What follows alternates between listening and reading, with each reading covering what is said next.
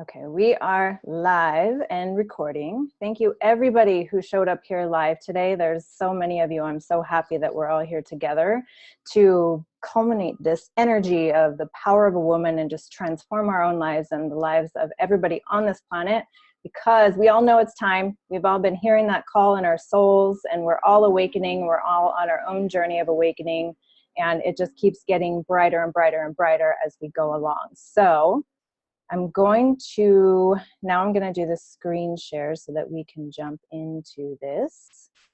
So I want to thank all of you from the bottom of my heart for being here. Okay, so now you guys can go ahead and stop sharing your video. And then if at any point in time it comes up where you can't hear me or I cut out, if one of you could text me and let me know, that way we can stay on course. Okay, we are good to go and we are recording. So this is the Power of a Woman Masterclass. Step into your power, manifest your desires in love, money, and divine connection. This class is all about your soul's plan, your earthbound self, and the true divine laws of creation. So I'm really excited to share this with you. So who am I? For those of you who do not know me, my name is Rangina, and I am a master healer. My clients know me as the Queen of Rapid Transformation. I am the creator of The Divine Effect, author and founder of The Power of a Woman, master healer, and I am known for healing from the core. So I take core wounds and I heal and transform them, and then that enables women to go from where they are to where they want to be at quantum speeds, because I am all about doing things fast. I'm an intuitive and an empath, and I have clairsentient abilities. I'm a licensed master neurolinguistic programming practitioner, licensed by Richard Bandler and the Society of NLP. I'm a certified life coach, a certified master weight loss coach, certified motivational coach, certified social and emotional intelligence coach, a Reiki practitioner, a past life regressionist, and an energy healer, and a certified Heal Your Money Story money coach. So I am all of these things because I have an insatiable desire to learn and to figure out how life is created. And I'm going to share my story with you a little bit later so that you can understand why. So that is who I am, and I thank all of you for being here with me. So this is the part that I thought that I wanted to add in here really quickly, because every webinar I've ever been on, they always say, this is not for you if da-da-da-da-da. So this is not for you if you are offended by passionate language. If any of you have heard me speak before, you know that when I am in my passion zone, I say a lot of bad words. I don't consider them bad words. I consider them passionate words. So this helps me be more congruent with sometimes when I have this energy flowing through me. So if you don't like the word fuck, you probably shouldn't be on this webinar. If you're okay with it, then let's go. Okay, so what we're going to do first is just get us all connected so we can create this connected energy within us and feel it within our core. So what I'm going to have you do is also a breathing exercise, because this is going to be part of the energy activations that we are going to be doing, and also the angelic attunements. It's really, really important for me to share this energy with all of the women that I come into contact with, whether they work with me personally or whether it's just someone that I meet. So if with your permission, if it would be okay, I would like to work in my space, in your space, have the angelic realm also work in your space and help you to heal and just release any density or any discord or any not good enough, or any unworthy, anything in your field that you are carrying with you that is not allowing you to reach your full potential and live your heart's desires. So if that is okay, then just say yes. So I call upon Archangel Michael, Archangel Raphael, Archangel Jophiel, Archangel Haniel, Archangel Raziel, Archangel Metatron, Archangel Barachiel, Archangel Mariel. I call upon Mother Mary. I call upon the energy of the Christ consciousness, and I call upon the energy of the goddesses and the deities of love, light, and wisdom to be here with us now. And just breathe this into your space and just allow this higher vibrational energy to just flow through you. It is here to serve you. I also call upon all infinite light beings that are here to help us ascend and help the planet ascend, to be with us now and to guide us into becoming one and open and allow our loving nature to flow through.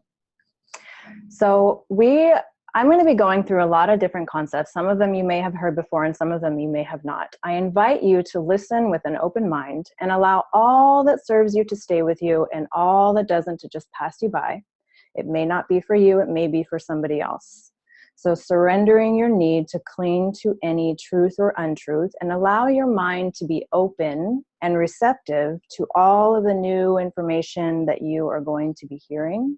Even all of the information you may have already heard, just allow it to even further take you deeper into your understanding.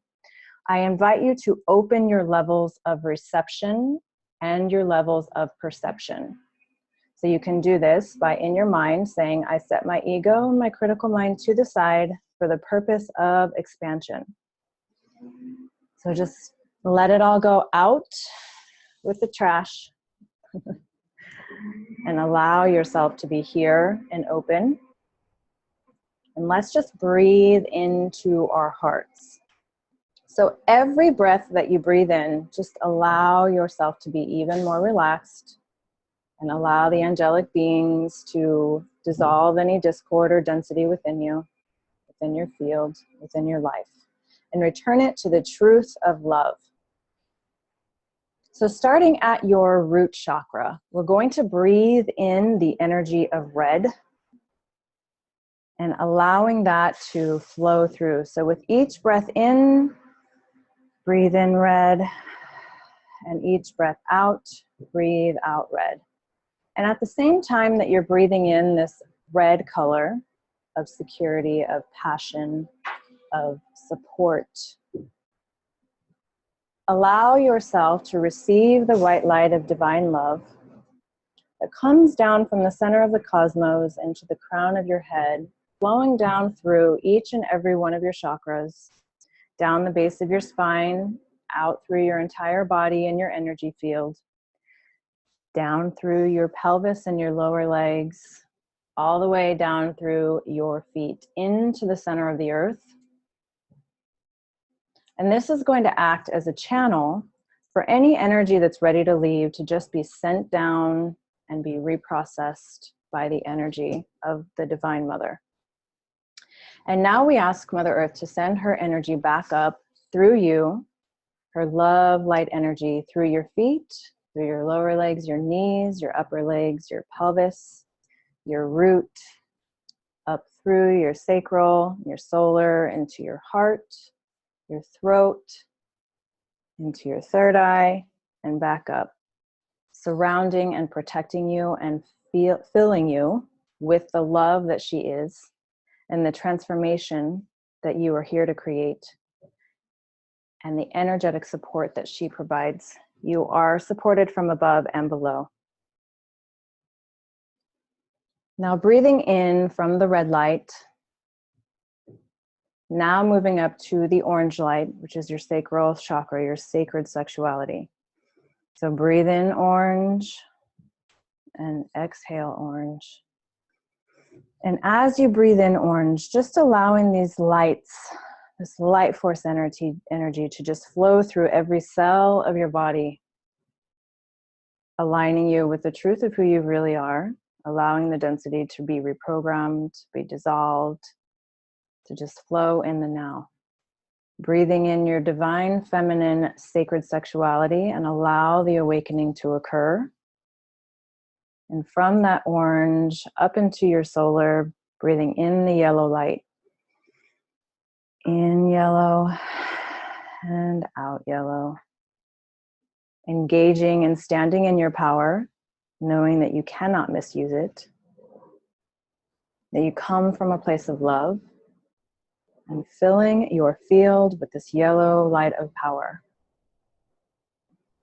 And from the yellow light into your heart, breathing in the green light energy all the way through, flowing through your body, and exhaling the green energy through your field. This heart energy sends love and balances all energy molecules, protons, photons, cells, genes, genetics, DNA. Everything and anything that is energy is transformed by this light of love. And from the green up into the throat, breathe in the blue, in through your nose, and out through your mouth, breathing in the blue energy into your field. Opening up your creative expression, connecting your heart to your voice. Allowing your words to speak your reality into existence with love. From your throat chakra into your third eye, breathe in the purple light. Breathe out the purple light, allowing this energy to fill you with the divine wisdom that you already know. This is a journey of remembering. This is a journey of reminding your conscious self of what your unconscious self already knows. This is a journey of aligning your soul, your spirit, your body, and your earth self as one. To be the light, to create the light that you came here to expand. And from that purple light up to your crown, opening up to this white light and allowing the divine messages to flow through you for the duration of this webinar, as well as your life, to be open and receptive to the infinite intelligence that is rightfully flowing through you, to be one with the Divine Mother, and to flow this to create masculine and feminine balance in your life.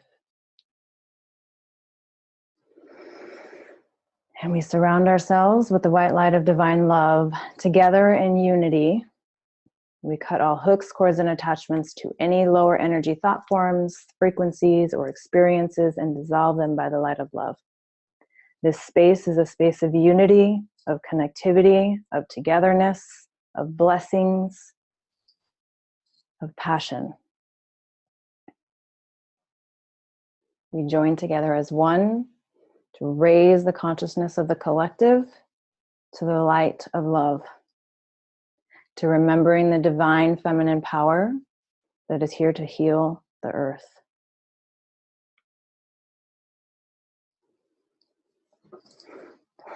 Okay, so let's get going.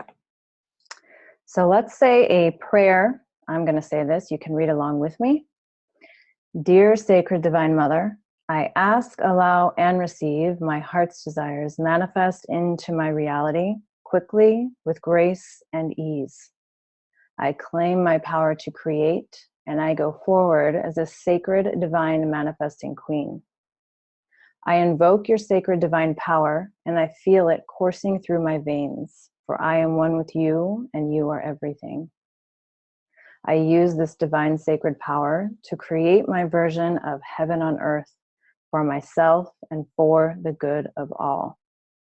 I am covered in divine favor. My family is covered in divine favor. My finances are covered in divine favor. My life is covered in divine favor.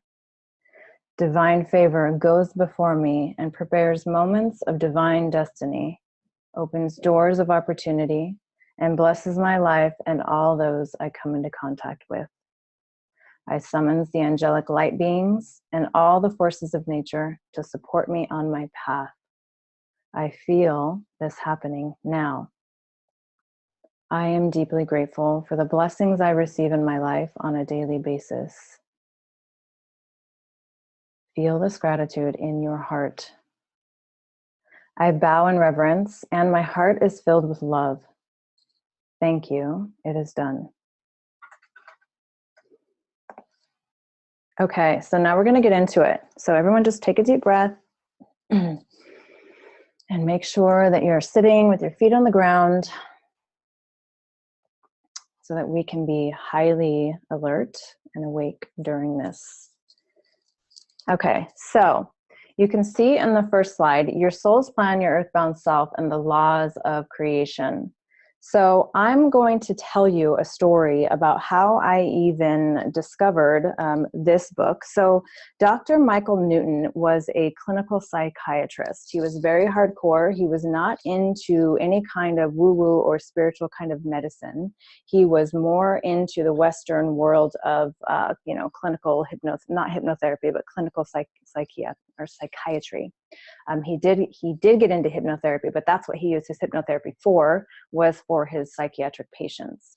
So what happened with his clients or his patients, where they started going into other lifetimes, and this was happening hundreds and hundreds of times, to the point where it caused him to absolutely have no doubt that it was a possibility. So he closed his practice and only decided to focus on this.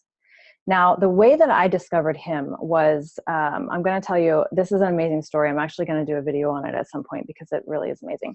So when I was at the crossroads of what I was going to do, I knew that there was this large calling within my soul, and that all of the life experiences that I'd had ever lived had prepared me for that moment. I just did not know what that looked like at that point. So I went to the window and I'm looking out the window, and this window that I was looking out is not a window that has foliage around it. I've never seen any kind of, animals or insects or anything looking out this window ever. And I've lived in my home for 10 years. So I'm looking out the window and I'm looking up to the sky, and I'm like, you have to give me an answer. Like, you have to give me an answer. Like my life can't go on like this anymore. I need something more. I need something fulfilling. Well, all of a sudden, because of that heart sent, signal to the universe, the swarm of bees came out front of my window as I'm praying, as I'm like saying this to the divine. And there's no bees around. There's no reason for there to be any bees around my house right there. So at first I kind of dismissed it, and I was like, okay, that's really weird, but I don't even know what that is. So I just kind of looked and I'm like, hey, what are you trying to tell me with the bees? I don't get it. So then I walked away a few days later, and I still had the same question. I came back and I'm saying the same kind of prayer to the sky, to the infinite, all that is. And I'm saying, show me the true. What am I supposed to do with all of this stuff you've already guided me to? I know there's something bigger for me. I'm on the verge of opening up to this new reality, and I need you to support me. And then all of a sudden the bees came back, tons of bees. And so I'm like, all right, I get it with the bees. So then I went online and I'm looking up the symbolism for bees, and I couldn't really find the ones that I liked. And then I stumbled across this website, and she had, her name is Bernadette King. She is phenomenal. If you ever want to know what your, animal totem is, or anything to do with any kind of spiritual meaning of whatever, of things, she is the one to go to. And she's just phenomenal. Like, the woman is just phenomenal, really. I'm going to introduce her to our group because she is so amazing. And I'm actually going to see if she'll get on a call with me so that we can talk about, the fun stuff about life. Anyway, side note.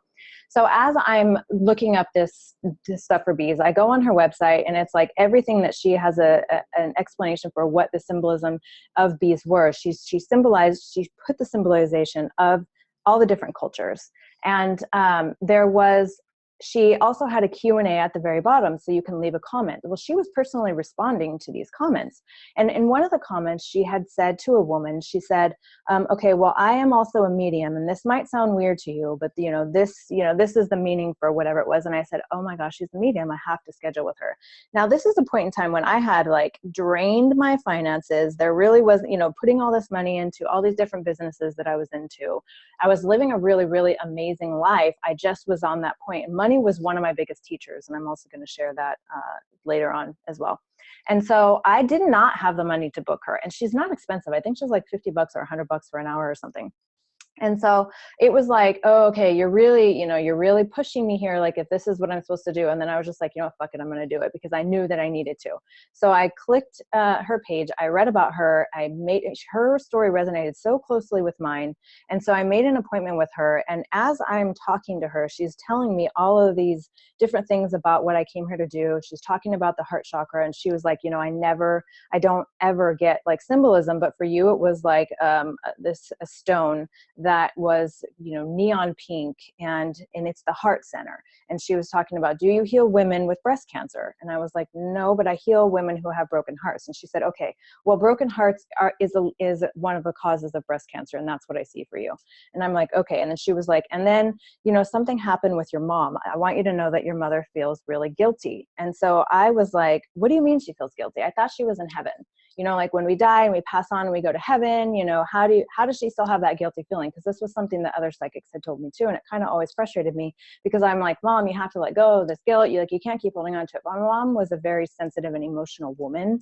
And so I could see why she would feel really bad about, the things that happened in her life that influenced me and my sisters. I'm going to tell you that story towards the end of this also. It's really fascinating. So then when I asked her that, and she was like, well, I'm not going to tell you, for solid fact what it is, because I haven't died yet. But what I can tell you is that from what I know, based off all the readings that I've done, is that a soul is still a soul. Even when we pass on, we still have some characteristics. Now, we don't have the anger or hate or anything like that, but we do still watch over, and we do still have, some kind of association. And so I was like, okay, how do I heal my mom of this, right? That's what I was thinking.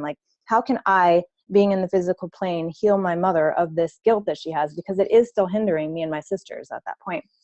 And so then it just happened that I got a most amazing time with Cindy. I was able to pick her up from the airport, and we had just the most beautiful day of dragonflies and all this amazing stuff. And so as we were talking, I was asking her what her opinion was.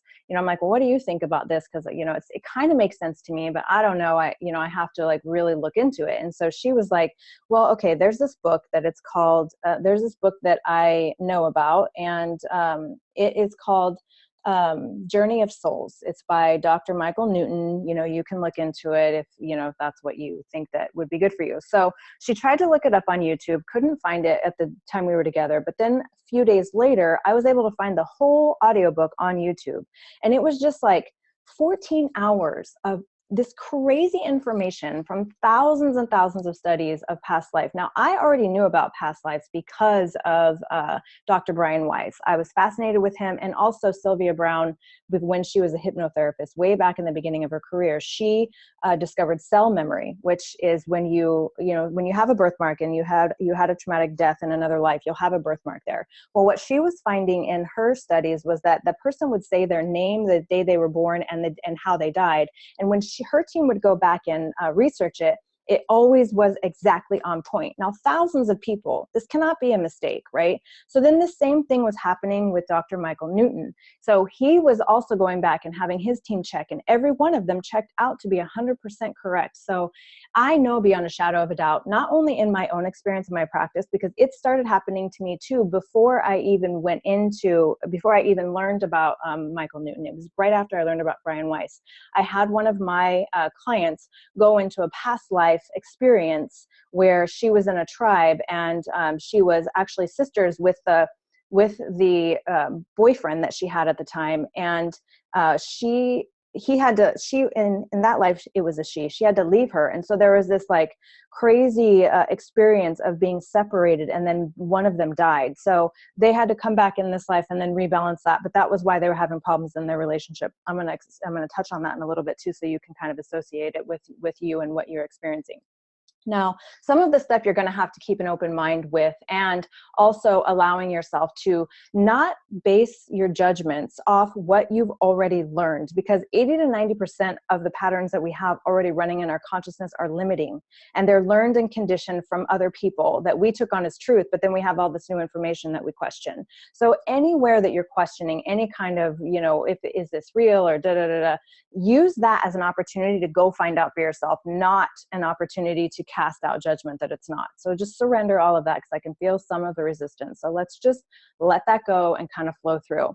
So after I listened to this book, there was another book that he had written it's called Destiny of Souls. Cause I'm like, okay, if this is really true, then this is what it is. This was the answer to my question, not only about how to heal my mother, but also about what my soul purpose and what my plan truly was. And it gave me the confidence and the wings to just jump into it and go for it. And I'm so glad that I did, because it's just paid off so much more than I could have ever even imagined. So going back to this, the Destiny of Souls. The reason that I put this screenshot here on the slide is because when I was listening to the Destiny of Souls, I was thinking, I'm like, is this real? Because there was a part in there that kind of challenged my belief systems a little bit. And now I understand what it was about. But at that point, it challenged my belief systems. And so I was like, is this really real? And then all of a sudden, I looked down and I had this Archangel Michael pop up on my screen, and it says, yes, that was I who sent you the book to read to help you gain the answers and insights you seek. I had never received that before, and I've had this app since it came out, and I have not received that message again. I have chills even talking about this. I know beyond a shadow of a doubt that it was sent to me, because this is the truth, and it's time that we all awaken to this. So you can also look up at the right-hand corner. It says 144343. 143 is very significant to me because it means I love you. 1 for I, 4 for love, and 3 for you. My children and I know that when we see 143, that we love each other. So that's my signal for them wherever they are in the world, that if they look at the clock or they are pulled to that they know, I love you. I love you from the divine. I love you from me. I love you from each other. So it's fun to play with numbers that way too. But that is why this 1443 at that exact moment, that's why I screenshot. I could not believe it. I even sent it to Cindy and I was like, can you believe this? This is insane. So now, after I went on a journey of doing the inner healing, mother wounding healing, what ended up happening was I had two different women from two different places that came to me and asked me to speak to their women to kind of empower them. One of the women was from Miriam, and another woman was from another multi-level marketing. So it was kind of funny that the multi-level marketing was coming into my reality, because most of them are women, and I love that industry as well. So it was like, oh, this is perfect for me to be able to get this message to as many people as I possibly can, to awaken the truth of who you really are, so that you can not only skyrocket your business, but you can skyrocket your whole life and everybody else too. So it was really significant for me to have this experience. So after I went through this mother healing, I ended up having a dream about my mother. And it was after I did my very first call with one of these women, and it just exploded. And I couldn't even, a lot of you that are in this group were on those calls. I couldn't even fathom that it was going to be like that, that was going to be the effect of it. So that night I went to sleep and I had a dream, and I had a dream of my mother, and she was sitting in the audience, and I was about to go on stage, and she was with my dad, and she was clapping, and she looked the most beautiful she has ever looked, that I've ever seen her. So I know that it was really her. She was soft and she was beautiful, and she had the biggest smile, and her heart was just open, and she was so happy. And since that point, my mother does not have any more guilt. So when you do this work, you not are only doing it for yourself, but you're doing it for all of your ancestors, everybody that came before you, and everybody that's coming after you. Think about the feminine empowerment movement. It is huge right now because it is what is needed. You are not only changing the state of the future for the future generations to come in, you're also transforming it for all of the past generations and your ancestors. Just think if people wouldn't have taken the stand for, to end segregation. We need to take a stand. We need to move forward, and that's what we're doing here. So going back to the destiny and the plan, there are so many different studies that have done. I invite you to look into this, because when you start to learn this information for yourself, it just makes so much sense. So then we have, and what Michael Newton does is he goes on to talk about lives between lives. And one of the reasons that's important is because within that is all of the energy of the lights of it talks about all the chakra light colors, but not in a way of the chakras. It's more of like soul and evolution and expansion and everything that comes up. So we have soul groups, which we are all here as a soul group, and we also have soul contracts. Let's see. Let me see. This is number 1. Okay, so let's go. I think we can go to the next slide now. Yeah. So the next slide is your soul's plan. And this is highlighting Dr. Brian Weiss. So when I first started to discover the past life power, I also found him, actually, Oprah actually was debuting him, and that's how I figured it out. But then I read everything that he had, and also went on YouTube and watched every talk he'd ever done.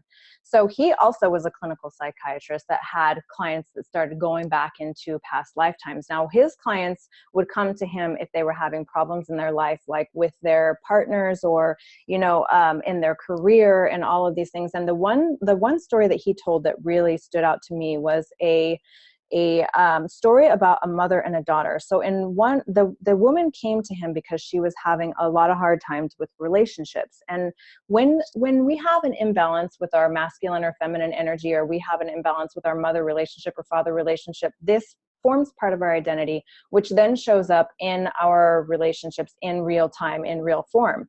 And so this woman couldn't get over why this was happening to her. And when she had her past life regression, what had happened to her mother before was she was a young girl and she left her grandma in, it was either her grandmother or her mother. I can't really remember. It was a really long time ago that I learned this.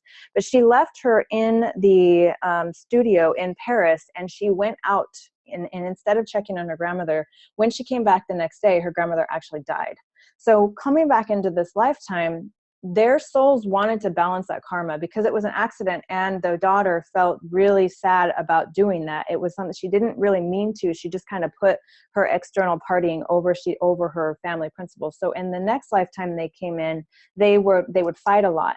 And so when she went and had this past life experience and knew that that's what it was, it healed that because she knew on a soul level that she came into this reality to balance that. So we choose our partners, we choose our family, we choose our siblings, we choose everything because it goes with not only with the theme that we brought into this life to experience, it also goes with balancing the karma that we have between both of them. So this is where the soul's karma comes in. So when somebody does something to you that triggers you, that causes you to react and go into defense mode. So rather than doing that, I invite you that the next time that you're triggered to really step back and find out what it means, and then process it that way rather than going to reactionary mode. Because when we go into reactionary mode, we just get caught in the chaos of the cycle of creation. So after the end of this webinar, you're going to understand all of that, because I am going to go over the laws of the universe and how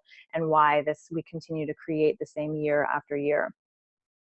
Okay, so the roles we play. And one thing that I also want you to know is that even the roles of the people that played the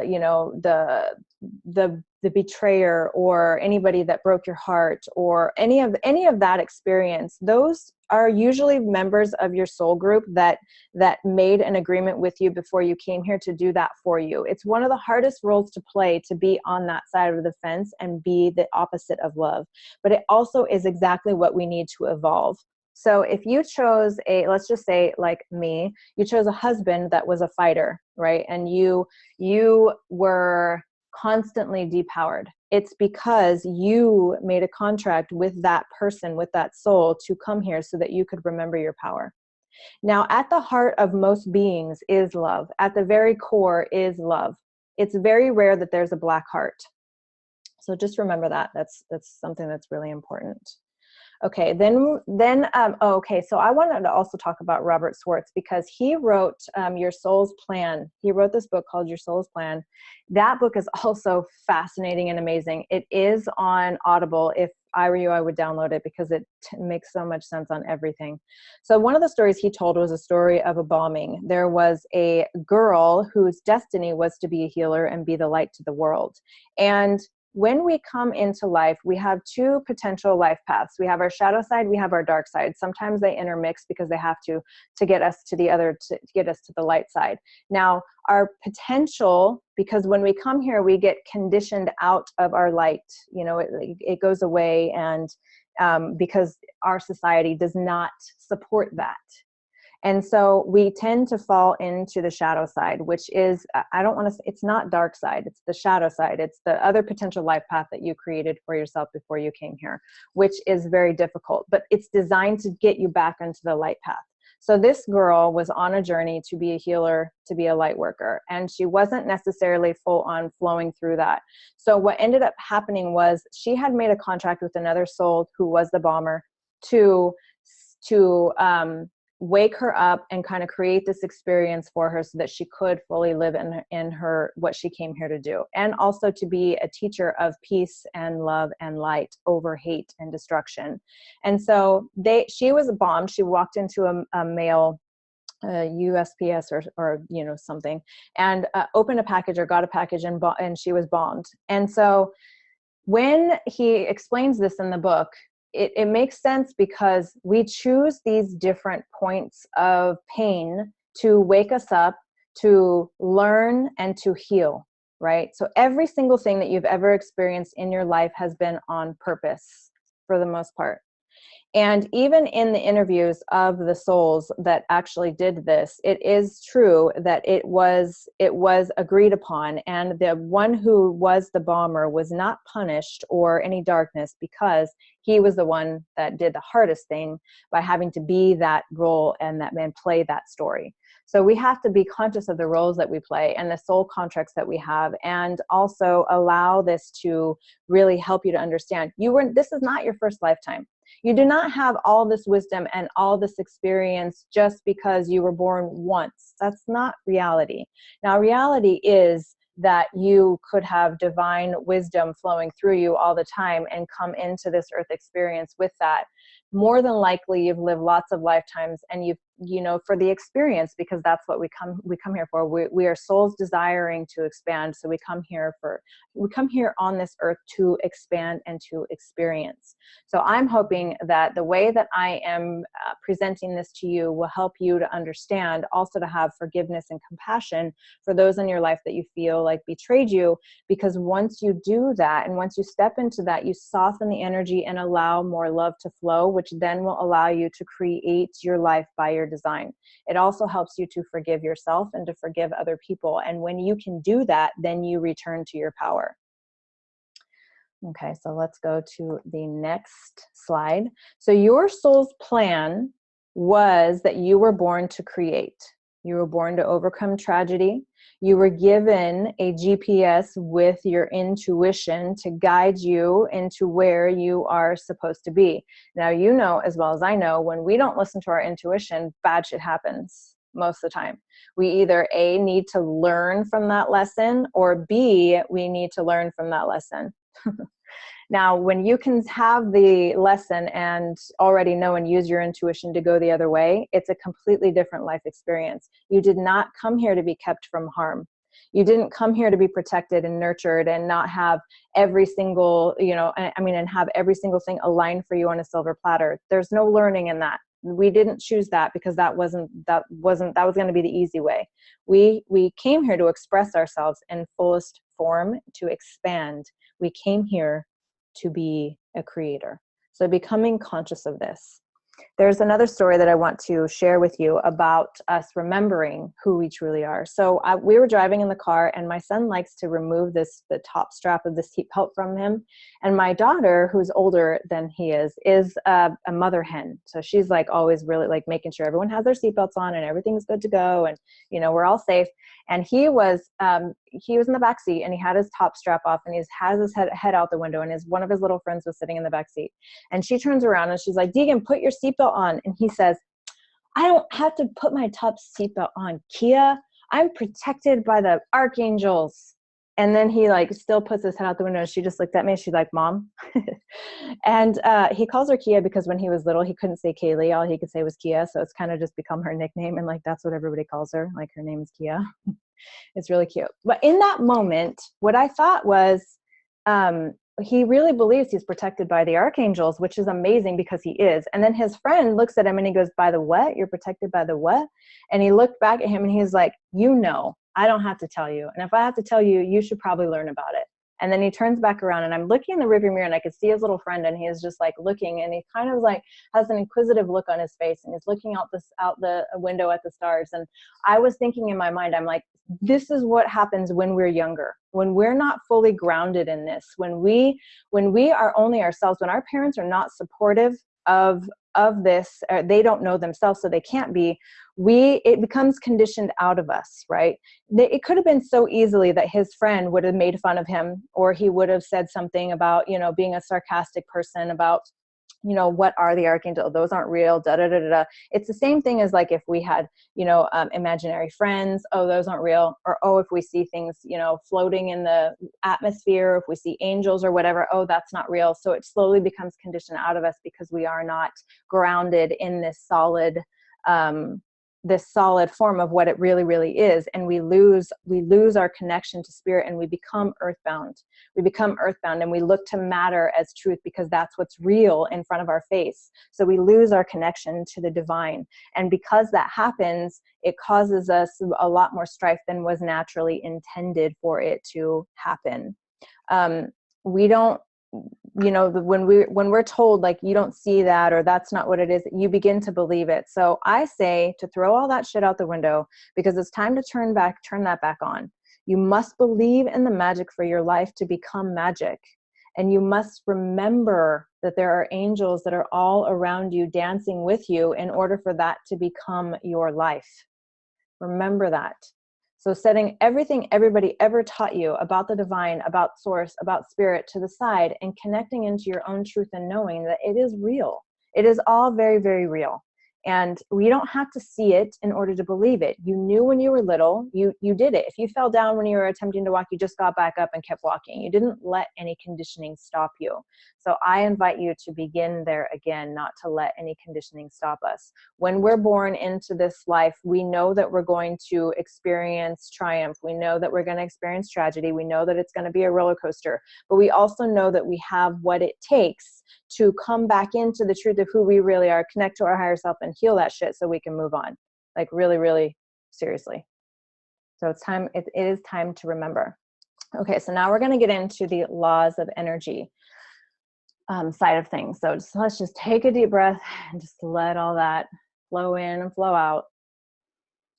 Because this is the part where we start to turn into our power to create our heart's desires. One thing that you must know is that you cannot have a desire for something that is not already in your heart to begin with, that was not already designed for you. It's impossible. That just like there are millions of realities that you do not know about, that's because they're not for you. Just like living in third world countries is not for you, right? So you have to know that all of the desires, that once they come through your consciousness, it's already been created by your higher self, by your inner being, and it's just for you to get to work aligning with it. Okay, so I'm going to tell you about a few different studies that are extremely fascinating, that are going to kind of really get you just understanding the laws of the universe and the laws of creation. Okay, so there is no time and space. So Dr. Cleve Baxter, he performed a military experiment about this very thing. So what he did was he took samples from a donor and he put it under a machine that measures the activity of that DNA. Then they take the donor and they put the donor in front of a television with headphones on that will cause emotional responses from this donor. At the same time, the donor was having an emotional response to the emotional stimulator on the screen, the DNA was having the same exact response. Now take that DNA and move it 400 miles away, same. Take that DNA, put it in an airplane, same. Take that DNA and put it under the water, and it was the same. It was constantly the same. So what does that mean? That means that there is no time and space, right? Doesn't matter how far apart you are, we are all connected. That's why when you think of somebody and then they show up in your reality, it's because we are all energetically connected. You cannot separate it, right? This is the field. There is no time and space. Now take that same DNA and then skip to another study that was done by Vladimir Poponin. He took a cylinder and put he took a cylinder and thought that he could vacuum out the space and that it would become empty space. But what ended up happening was there was still energy in that space, so the photons and protons. That means that there is no space, right? Everything is filled with a molecule that has a burst of light in it. That's the protons and the photons. You put the DNA in this cylinder, and when the DNA had a reaction, it actually took the protons and photons and created a pattern out in front of it based off what that DNA was. So if that emotional stimulation was anger, it would create the same pattern. If that emotional stimulation was love, it would create the same pattern, only it did it in front of it. Now, when you take that out of the cylinder, you think that the photons and protons would change and just go back to regular, their regular stream flow of energy. Well, that's not what happened. What happened was they stayed the exact same way as they were programmed, right? So what does this mean? This means that you are programming not only your environment, but all the protons and photons in the entire universe based off what your emotional expression is.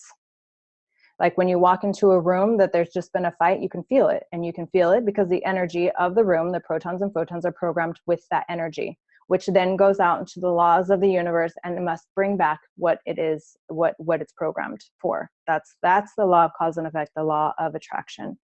And when you walk into a room that's peaceful and serene, that has a waterfall, that has negative natural ions, and it can neutralize that energy. That's why sage works, because it neutralizes the protons and the photons in the atmosphere. You can feel the relaxation. That's because those protons and photons are now programmed to be that. So then that goes out into the universe and brings it back. We are here under the laws of free will, right? Under the laws of free will. Life is not happening to you. Life is responding to you. Your energy creates your environment and your future. So your thoughts and feelings create your emotion, energy in motion that goes out and programs the interspaces of the universe to bring you what it is that you pushed out. Okay? So we've all heard this kind of story before, but it's always been some kind of concept. This is not a concept. This is fact. This is the way the universe is designed. This is why we were given free will, so that we can come here and we can create based upon our life's plan. And also, if we decide to deviate, we can do that at any point in time as well. We're not bound by anything, only the laws within our own mind. So the universe is set up for you to win. And when you learn how to reprogram the inner signal that you're sending to the universe and reprogram that to the love and the heart's desires and the being and the feeling of what it is that you want to receive, when you allow that karma to be healed, because it can happen in an instant, I've done it thousands of times, you allow yourself to really move into this flow of creation. And day by day, the density gets less and less and less. The things that come up are less and less and less. And when they do, you know how to heal them and transform them and move on from them. That is the way that we designed it to be. We are powerful creators, especially as women, right? The reason I say that is not that women are more powerful than men. It's because women birth the men. Women birth the men. We raise our sons. We grow them into men. The woman is the seat of all.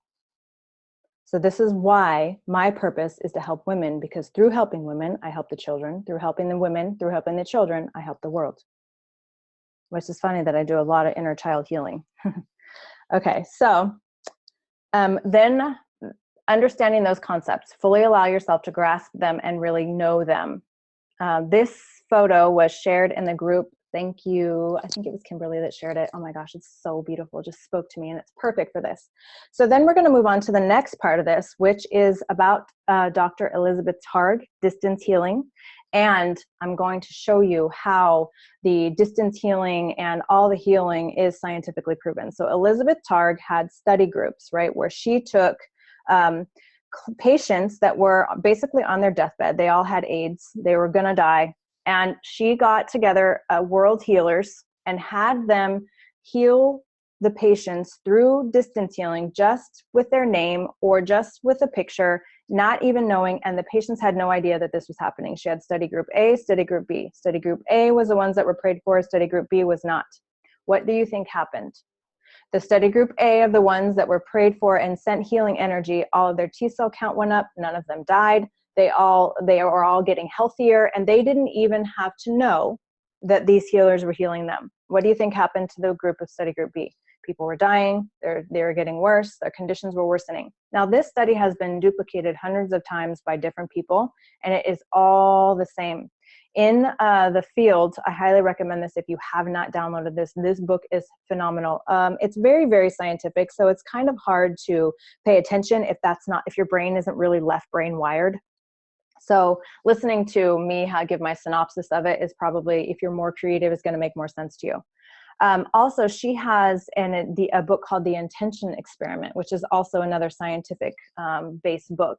And she talks about healers and them being, the photography that they have, and also the measurement with the autonomic nervous system, the lie detector test, but they don't use it for lie detector tests. They use it to measure the heart rate and blood pressure of people that are being healed.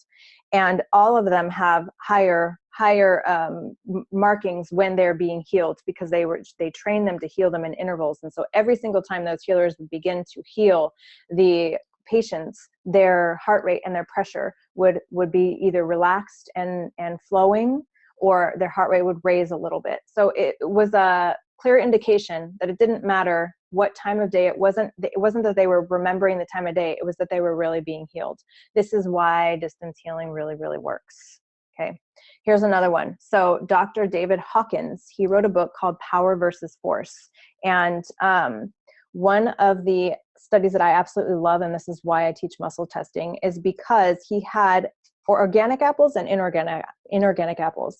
And he had people instinctively take which one. He would say, okay, which one is the highest and best for you? Every single one chose the organic apple, every single person.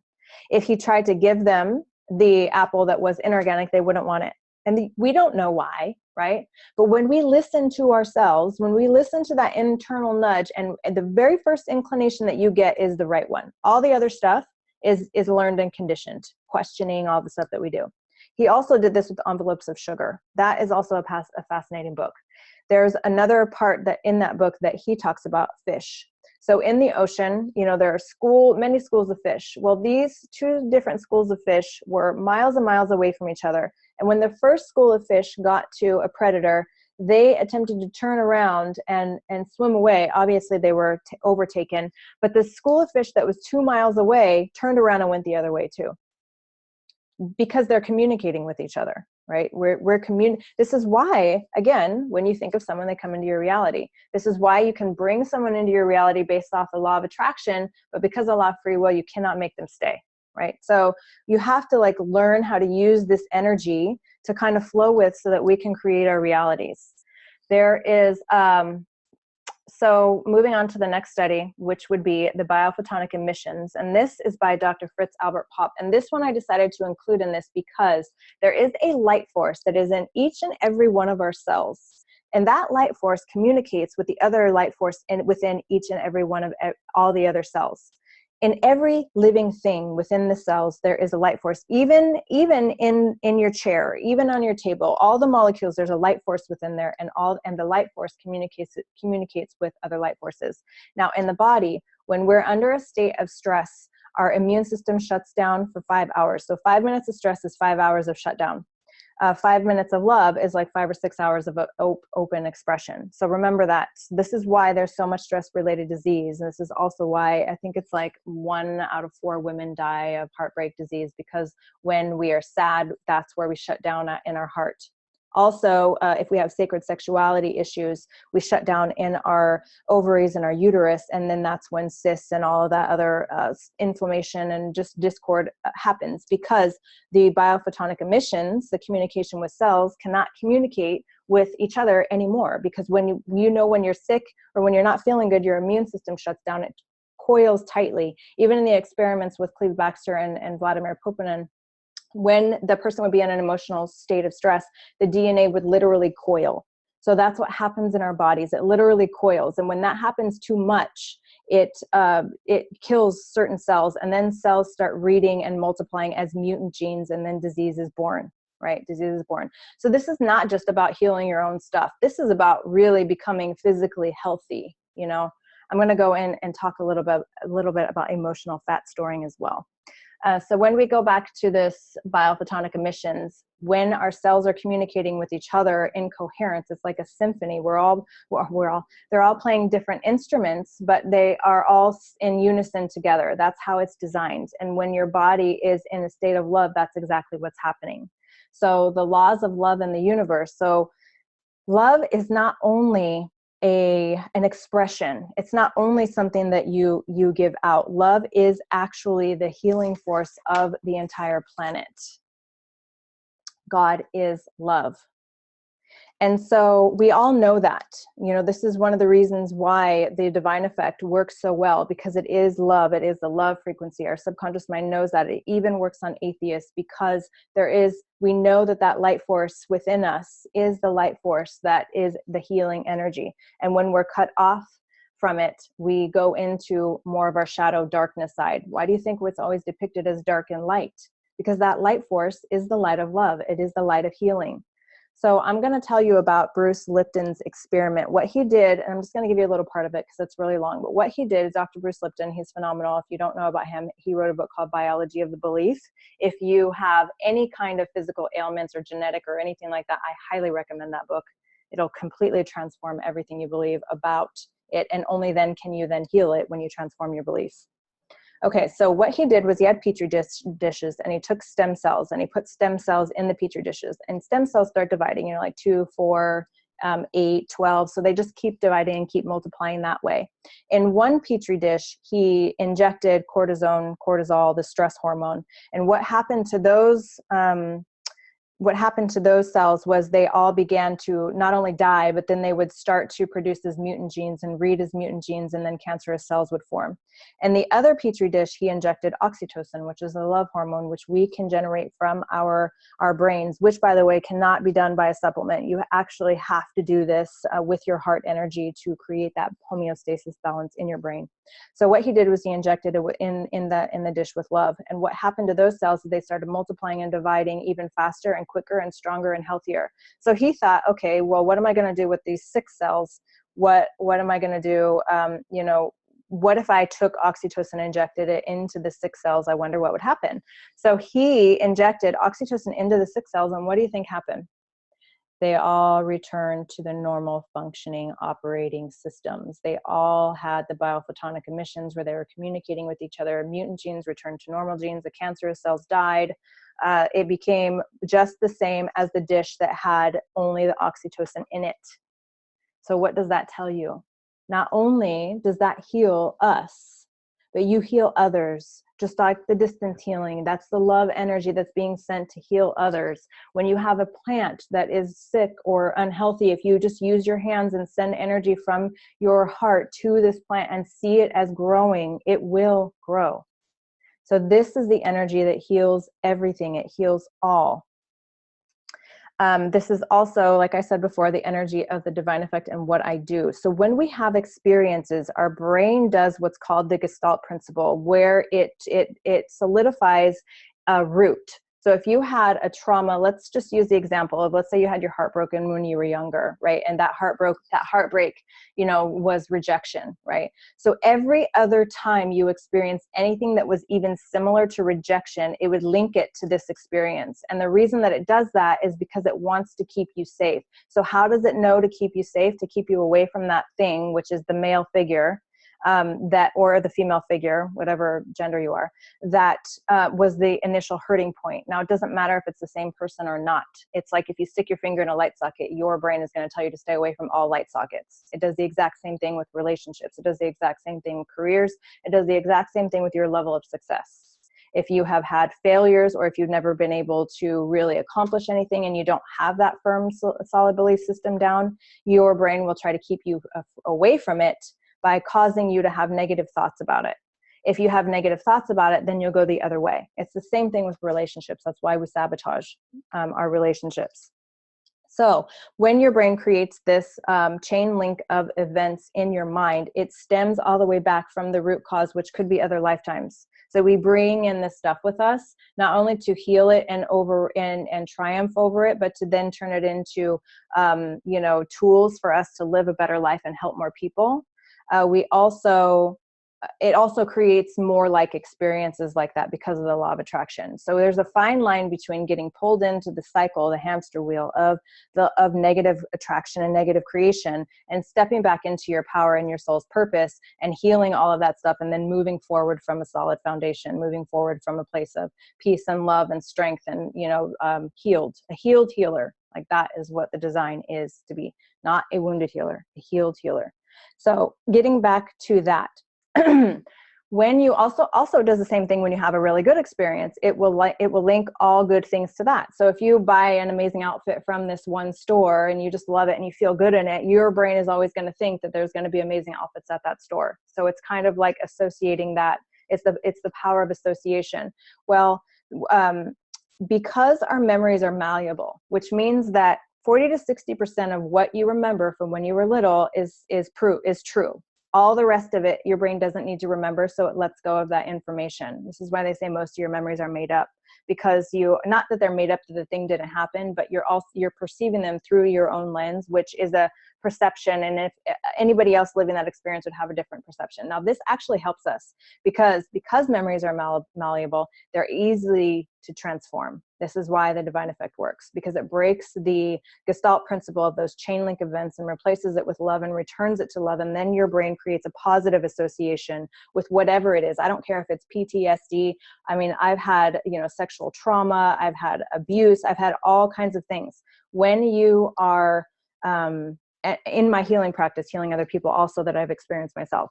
And when you are healed and when you have a different understanding of it, and when you're a different, you look at it from a different vantage point and you are a different person, that problem and that situation no longer affects your attractor patterns. It no longer can bring more of that into your reality, because you won't plug into it to the same either. So it's like 1 + 1 always equals 2. Well, if you take out one of the elements of that equation, you're not going to get the same thing. So it's like that with life. Now, I really wanted something, because after learning NLP, I really love NLP. It really is something I'm so fascinated with. For me, it was too, like if I had a cardboard,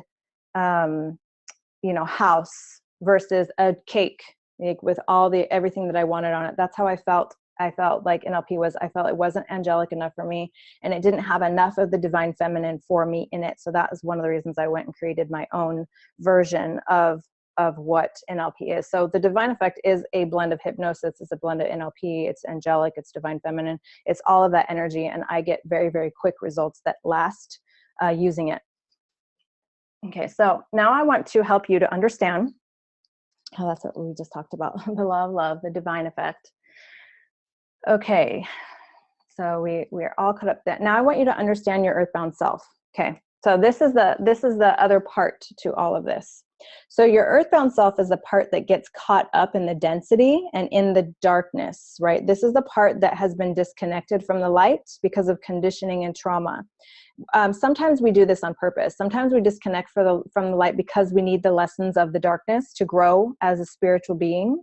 And that's okay too. We just do not want to stay there, right? We want to move out of it as quickly as we can. So if you feel like you're ready to move out of it, then this is the perfect thing for you to be listening to. Some people are still wanting to be there, right? Some people are still wanting to be there. As coaches, as healers, as even in multi-level marketing, you have to just respect that and understand that, have compassion, send an intention to the universe that they wake up from their discord and their chaos at some point, and then you have to let them have it, because that's what their soul's choosing, and then come back to the light being that you are and shine the light for those who are ready. Okay. So when we get stuck in the density and the darkness, it's also the guilt and the shame and, of things that have happened to us, because we allow that to really become ingrained in who we are, and we take on that shadow self as though it's who we are, and it isn't who we are. We are only meant to learn from it, not to carry it with us. So the guilt and the shame, it causes us to relinquish of all good things, it causes us to also feel like we're not good enough, and holding on to that, it really just affects us. But we don't know that we're not designed to hold on to these things when we're little. We're just looking at our environment, seeing what other people do, and then, responding or reacting to our wounding. That's what we do. 95% of this is subconscious, and we become addicted to the drama. However, I want you to remember that any time you hear the word subconscious, that does not mean that it's under, that you don't know what it is, that it's hidden from you, because it's not hidden. It's very apparent. It's in your reality. You can see it. You can see what those patterns are. You can see what those limitations are based off what you're living. Now, one of the things that would bother me a little bit about all this subconscious, conscious, you got to get your blocks and all that stuff, was that it caused sort of a sense of fear. And I guess it can't cause anything. It triggers it more than anything. I just want you to know that it's not something that's hidden from you. It's not something that's out of your reach. It's not something that you cannot figure out what it is, right? I'm going to show you how to do that a little bit later. I just wanted you to know that it's not something that's hidden from you. You are supported. You are loved. You are protected. You are blessed. The light beings want you to return to love as quickly as you possibly can, and they want you to remember this. So when we get caught up in our earthbound self, it becomes really hard, because we're living in our left brain logic, which is the fight or flight side of our brain, and we're not allowing our right brain, creative, intuitive, love flowing energy to flow. And that is where all of our solutions are. Our solutions are not in the left brain logic. That is the primitive side of the problem solving that doesn't really solve the problem. It just festers on the problem. So remember, when we get stuck in that karmic density cycle, that's what it is, that we're living in fear, and fear will keep you earthbound and trapped. Okay. Before I touch on relationship with you, because it is very important, I'm going to show you also a study that was done by a forensic artist. So before we go into that, I want to talk a little bit about religious programming and how it causes us to turn off our gifts. It also invokes a sense of not trusting the masculine. It then reflects on our self-worth as women, and it shows up in our relationships. So religion is different across the board. There are some religions out there that teach love, and they teach through the lens of love, and they teach more love than they teach fear. However, most of us grow up under the guise of fear, then love, right? Fear God, then love. Because of that, we've created a cultural collective consciousness that God is a damner, that God will damn you if you're bad, that you got to be on your best behavior or you're not loved, you're not accepted. When we all strive for unconditional love, because that really is what the truth of God really is, right? So giving yourself permission to surrender that side of religion, that side of the dogma, understanding that you do have to go through and clear out beliefs. Even if you think that you're at a place where you have cleared them out, you have to understand that this is something that is ingrained in us from the time that we are teeny tiny and many, many lifetimes. When we have the fear of a God that is going to punish us, it affects every single area of our life, even if we have cast religion out. It does not matter. There is still that energy running underneath the surface about your acceptance, being accepted by God.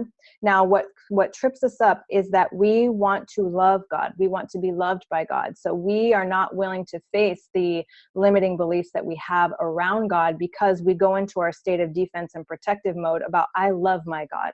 Okay, I understand you love your God. However, God knows that you have faulty limiting beliefs about who he is, who she is, what it is, and you need to clear those out in order to return to a place of whole love, of connected love, of divine love, all the way flowing through.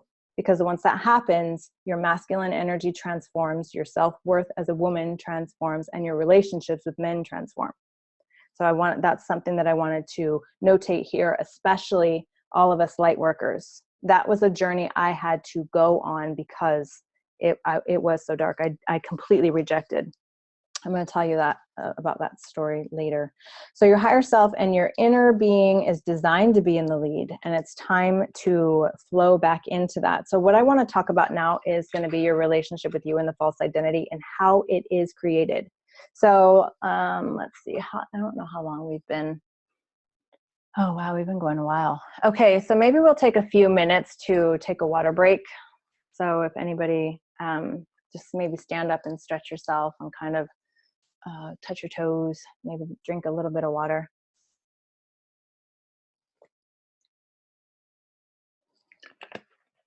I didn't even realize how much time had passed. I was on one. Okay. Okay, so now let's go into your relationship with you. So you can see here on the screen how this is what this woman looks like, right? Like you can see she was beautiful. And on the left side, this is what she views herself as. And this is how other people view her. So what this forensic artist did is he had her describe herself to him, and he sketched what she described. Then he had strangers who saw her out in the lobby come in and describe her, and they didn't know what was happening. Nobody knew what he was doing. And they describe her looking this way, and he sketched it out. Now you can see the difference. And here's another one up here up top. Look at how different she looks based off what other people think she looks like versus herself. Like, what? That is crazy. So you can see clearly that we have false ideas about who we are as women, and that has to change. Even here, look at her on the left and look at her on the right. You know, it's time to transform our relationship with ourselves, and we all do it. You know, I remember when I was going to work on this and I was finally becoming conscious of the thoughts I was thinking about myself, I could not believe how many limiting thoughts I had about myself, or how much I based my worth off what my outside appearance was. It was crazy. So 80 to 90% of our programs that are running are limiting, and the negative self-talk emits negative emotions further.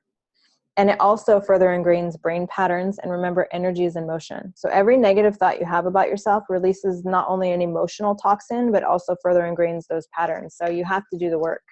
You really, really do. Not only for you, but for your children. Because remember, they will inherit your patterns as well. And when you transform, they transform, right? So you transform yourself, their entire life transforms. And I don't mean just, you know, continuing and learning all this stuff consciously and putting more knowledge and information into your consciousness. I mean really going to work and doing the inner work, like really doing it. That's what I mean. So this is the happiness set point. I don't know if you saw the Facebook Live a few days ago, but this is what I was talking about. So people think that it's the, you know, their income environment that bases their happiness. It's not. It's your genetic and your upbringing. It's 50% of that. And then from that, 40% of your activities or relationships, and then the 10% income and environment. So it all starts with your genetic upbringing, which because of epigenetics and everything I've just taught you can be overridden. So then we're going to go into your false identity and karma. So I put identity theft up here because when we're born, we know our magnificence, we know our greatness, we know what we came here to do, and that is taken from us. And that happens, we get our initial blueprint, identity blueprints, mainly from our mothers and the other people around us, as well as those brought in with us for this lifetime. How our mother felt about herself is how we learn to feel about ourselves. So it's modeling and point of reference. Also, we are natural healers, every human is. And when our mother is in a state of distress, we naturally want to heal her. And we think that we do that by taking on her pain or trying to take it from her. And that's not even possible. But what it does is it creates a duplicate pattern within ourselves that then affects us for the rest of our lives. Even if we do not want to admit we are like our mothers, it's programmed and conditioned. It's like if a pack of wolves, you know, the mother is teaching the children how to hunt, they're all going to learn how to hunt. They're all going to hunt that way. Like it's designed that way to keep us going as a species. That's our primitive earthbound self. It's not always about love entirely. Our parents are not doing this to us on purpose. They don't even know that they're doing it half the time. If our environment was stressed in any way, we believe that we are the cause. You know, we believe that we are one with everything, which we are right to know that, but that's not the point. The point is that when we're young, we believe we're the cause of everything. Think back to when you were a little girl and anything bad happened, whether you did something wrong or you were punished or whether your parents fought, we always thought that it was our fault. The more times that happened, then it starts to break our self-worth within us, and then we do not have the confidence that we need to achieve our heart's desires of the life that we want to live. From 0 to 7 is a subconscious imprint phase. That means your conscious mind is not developed yet. Your subconscious mind is open wide, and every single thing that you learn, every single thing that comes into your reality is then programmed into your consciousness. And because of the Gestalt principle that I talked about earlier, it's all linked together to come to certain conclusions, perceptions, and beliefs, which 80 to 90% are false. We believe that we are one with everything again, which means that we try to absorb it and take onto it. So your identity blueprints are also trauma and shock, being in trouble, bad versus good. Most of the time our parents told us you're a bad girl, you're a bad girl. And we start to bring that into our internal world and believe it. And then we go and we live life based off of that, with that little pattern belief running underneath of us that we're bad or that something's wrong. There's seeds of destruction. And every negative relationship, every fight, everything we do wrong just adds, and piles on top of that. Also, God is an angry and punishing God, like we just talked about. It does affect you underneath the surface. Then we have sexual abuse, which is the guilt and shame and all the negative emotion that comes out with that. That affects our identity. The mental and emotional abuse, angry parents, sibling rivalry, guilt, shame, rejection, and abandonment. Now, even if you come from a functional household, even if you come from extremely loving parents, there's still going to be faulty belief programs. So if you're experiencing anywhere in your life where you're not feeling good enough, or you're not reaching or attaining the success that you desire, or allowing yourself to even experience that side of reality, because a lot of times we won't allow ourselves to experience great success because we don't know who we would be with it, then it's because of these programming from earlier on in your experience. Even little things like this rejection and abandonment. You see this mom holding her baby. Of course, she's going to hold another baby, but now the other child feels like she's not the center of attention anymore. This also causes us to strive to be the center of attention. That's how we get our validation. If we're the center of our attention and people are paying attention to us, then we're validated and we can survive. Now, this is also what causes so much fighting between women, because insecurities are triggered. Now, what does that mean? What does insecurity mean? It means insecure. If we're not secure, it means our life is threatened. That's what insecurity means. We just throw it around like it's a broad term. It's not a broad term. It's a real thing. And real wounds are being triggered because we are not secure in who we are, because we were not brought up that way. Then we go on to childhood friends, school friends, sports and grades, being accepted, cultural conditioning. All of these things then add up and come to our patterns underneath the surface of who we really are. You can see why not as many people are breaking records and succeeding as they potentially could, as they were born to be able to do, because we have all of this within us that tells us that we're not good enough, that's constantly running in the background, that we're not even conscious and aware of that is happening. Okay, so I wanted to tell Rochelle's story. So when she was a child, her mother left her in the bathtub with a father that was very angry and mean. Her mom just walked out on her and left her there. Now, what do you think is going to happen to a little girl who has some experience like that?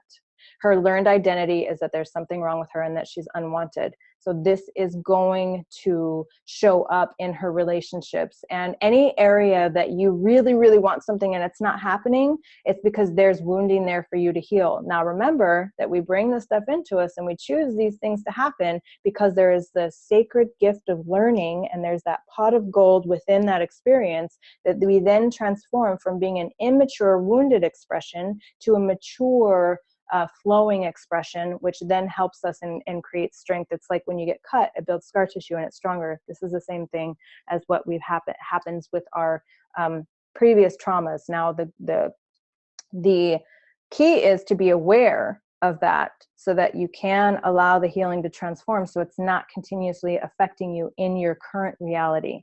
So after her false identity, it says falsy identity. I wonder if I was putting on eyelashes or something. After her false identity was healed, she showed up different in her relationships and literally created a new life because that core wound was healed. She then not only went on to create more of a harmonious, beautiful relationship, but also in her career flourished and blossomed as well. Because it only takes one trauma to be healed for you to start seeing results instantaneously. So then we have the feeling alone, the losing connection. From 7 to 9, we then go out and collect social proof. This is what our brain does: is collect social proof of those experiences that we already experienced, already lived. And then from 9 and forward, our foundational identity structure is in place. Now, remember, the law of attraction is always in play. So this is also why, I don't know if any of you know who Abraham Hicks is. It's Esther Hicks. She channels Abraham. It is phenomenal. She talks about a baby isn't just a baby. A baby, it comes, from other lifetimes that and now is in this lifetime and moving forward and creating based off the law of attraction. So we have to remember all these things are all relevant when we're living. So the science of the inner child. So the inner child is the emotional triggers when you're in fights or when you're in, arguments or any kind of discrepancy, even little tiny things if he isn't texting you back and it upsets you. Those are emotional triggers, and it stems to worthiness. It stems with your relationship with yourself, and it stems to an immature expression that is stunted and still within you. That little girl that was wounded is still in there. That adolescent that was wounded is still in there. That adult that was wounded is still in there at that same point. If we were to close your eyes right now and go to a visualization of that, you would be able to bring that being up very, very quickly. And you would also be able to feel the intensity level of the pain. That means that is an active expression that is still within you, that is causing and affecting your attraction. That affects what you will allow yourself to achieve and also allow yourself to receive. It affects your relationships with others. It affects everything, everything. This is one of the reasons why it's so important for me to get this information out there, because it is, once these identities are reprogrammed or transformed, or your inner child is healed, your life becomes different because you are then realigned with the truth of your inner self, the truth of your being. So here's another story. This is an indication also. This is Tara's story. So Tara didn't feel like she was loved when she was a child. She subconsciously believed that everything that she touched would be ruined. And we discovered that it was linked to when she was a child. She was probably about 3 years old or 2 years, 2.5, 3, I don't know. She was attempting to go to the bathroom like a big girl at her mom's friend's house. Well, as she was doing this, she reached back to get the toilet paper, and her little hand knocked down this structure, or this like statue that was her mom's friend's something that he got from another country. So it was very important to him. I can't think of the word right now. And she knocked it over and broke it. Well, her mom came in there and saw what she did and pulled her off the toilet and beat her butt, like really bad, like beat her ass really, really bad. So from that, she thought that every time she tried to do something that it would end in destruction and that she was bad. And the way that was showing up in her reality was that she was having problems with her husband. She was having problems with her children. She could not get a hold on herself because she had forgotten all about how amazing she truly was. So and she did not even remember that this happened until we went in and did the healing on the false identity. So after that happened, she began to take her life back, and she now has a new lease on her life, and she's getting herself back on track to where she really does truly love herself. And she is going to shine, because we are all sent to this earth to do amazing things. Like, you're not just learning this information because it's coincidence. There is no such thing. Like, you are learning it because you are destined for greatness, and it's time that you let go of all those earthbound patterns that are keeping you stuck. Okay, so you and the law of attraction. Your heart energy center is your key to connection to the symphony of the universe and the I am presence to open your door, right? So our heart energy is 5,000 times more powerful than our thoughts alone. This is why the emotion is what creates, not the thought alone. It takes lots of thoughts to create an emotion, unless there's a wound there and it only takes one thought and then it triggers it. But most of the time, by the time you feel the emotion, you've already thought hundreds of thoughts. This is why it's very important to keep track of your thinking about everything, not just the little things, not just the big things, everything, right? So the law of attraction, your external conditioning, your insecurities, security means safety, like we talked about, the religious dogma, the not good enough, it affects every area of your life. It compounds with every new experience that triggers your pain. And it's like like we talked about earlier, the Gestalt principle. It engages the law of attraction, AKA the law of cause and effect. So you have to remember that you're always sending a signal. You never stop sending a signal. And all the signals that you send are a culmination of what your life experience is right now. For a lot of us, we have a lot of really, really good experiences. For a lot of us, we have a lot of really, really bad experiences. Now, what we want to do is eliminate the bad experiences and turn them into learning experiences. So then we can come back to ourselves and flow and flow and flow. So one of the other things I wanted to talk about is that your negative emotions are toxic. They literally release negative or harmful toxins into your bloodstream, and then your cells have to reproduce and divide with more receptor sites for that toxic emotion. So then your brain goes into a pattern of having to create that emotion, and then you'll seek out subconsciously, you'll seek out experiences to have that emotion released so your cells can get their fix. You become physiologically addicted to the drama. You become physiologically addicted to the fights. You become physiologically addicted to the pain.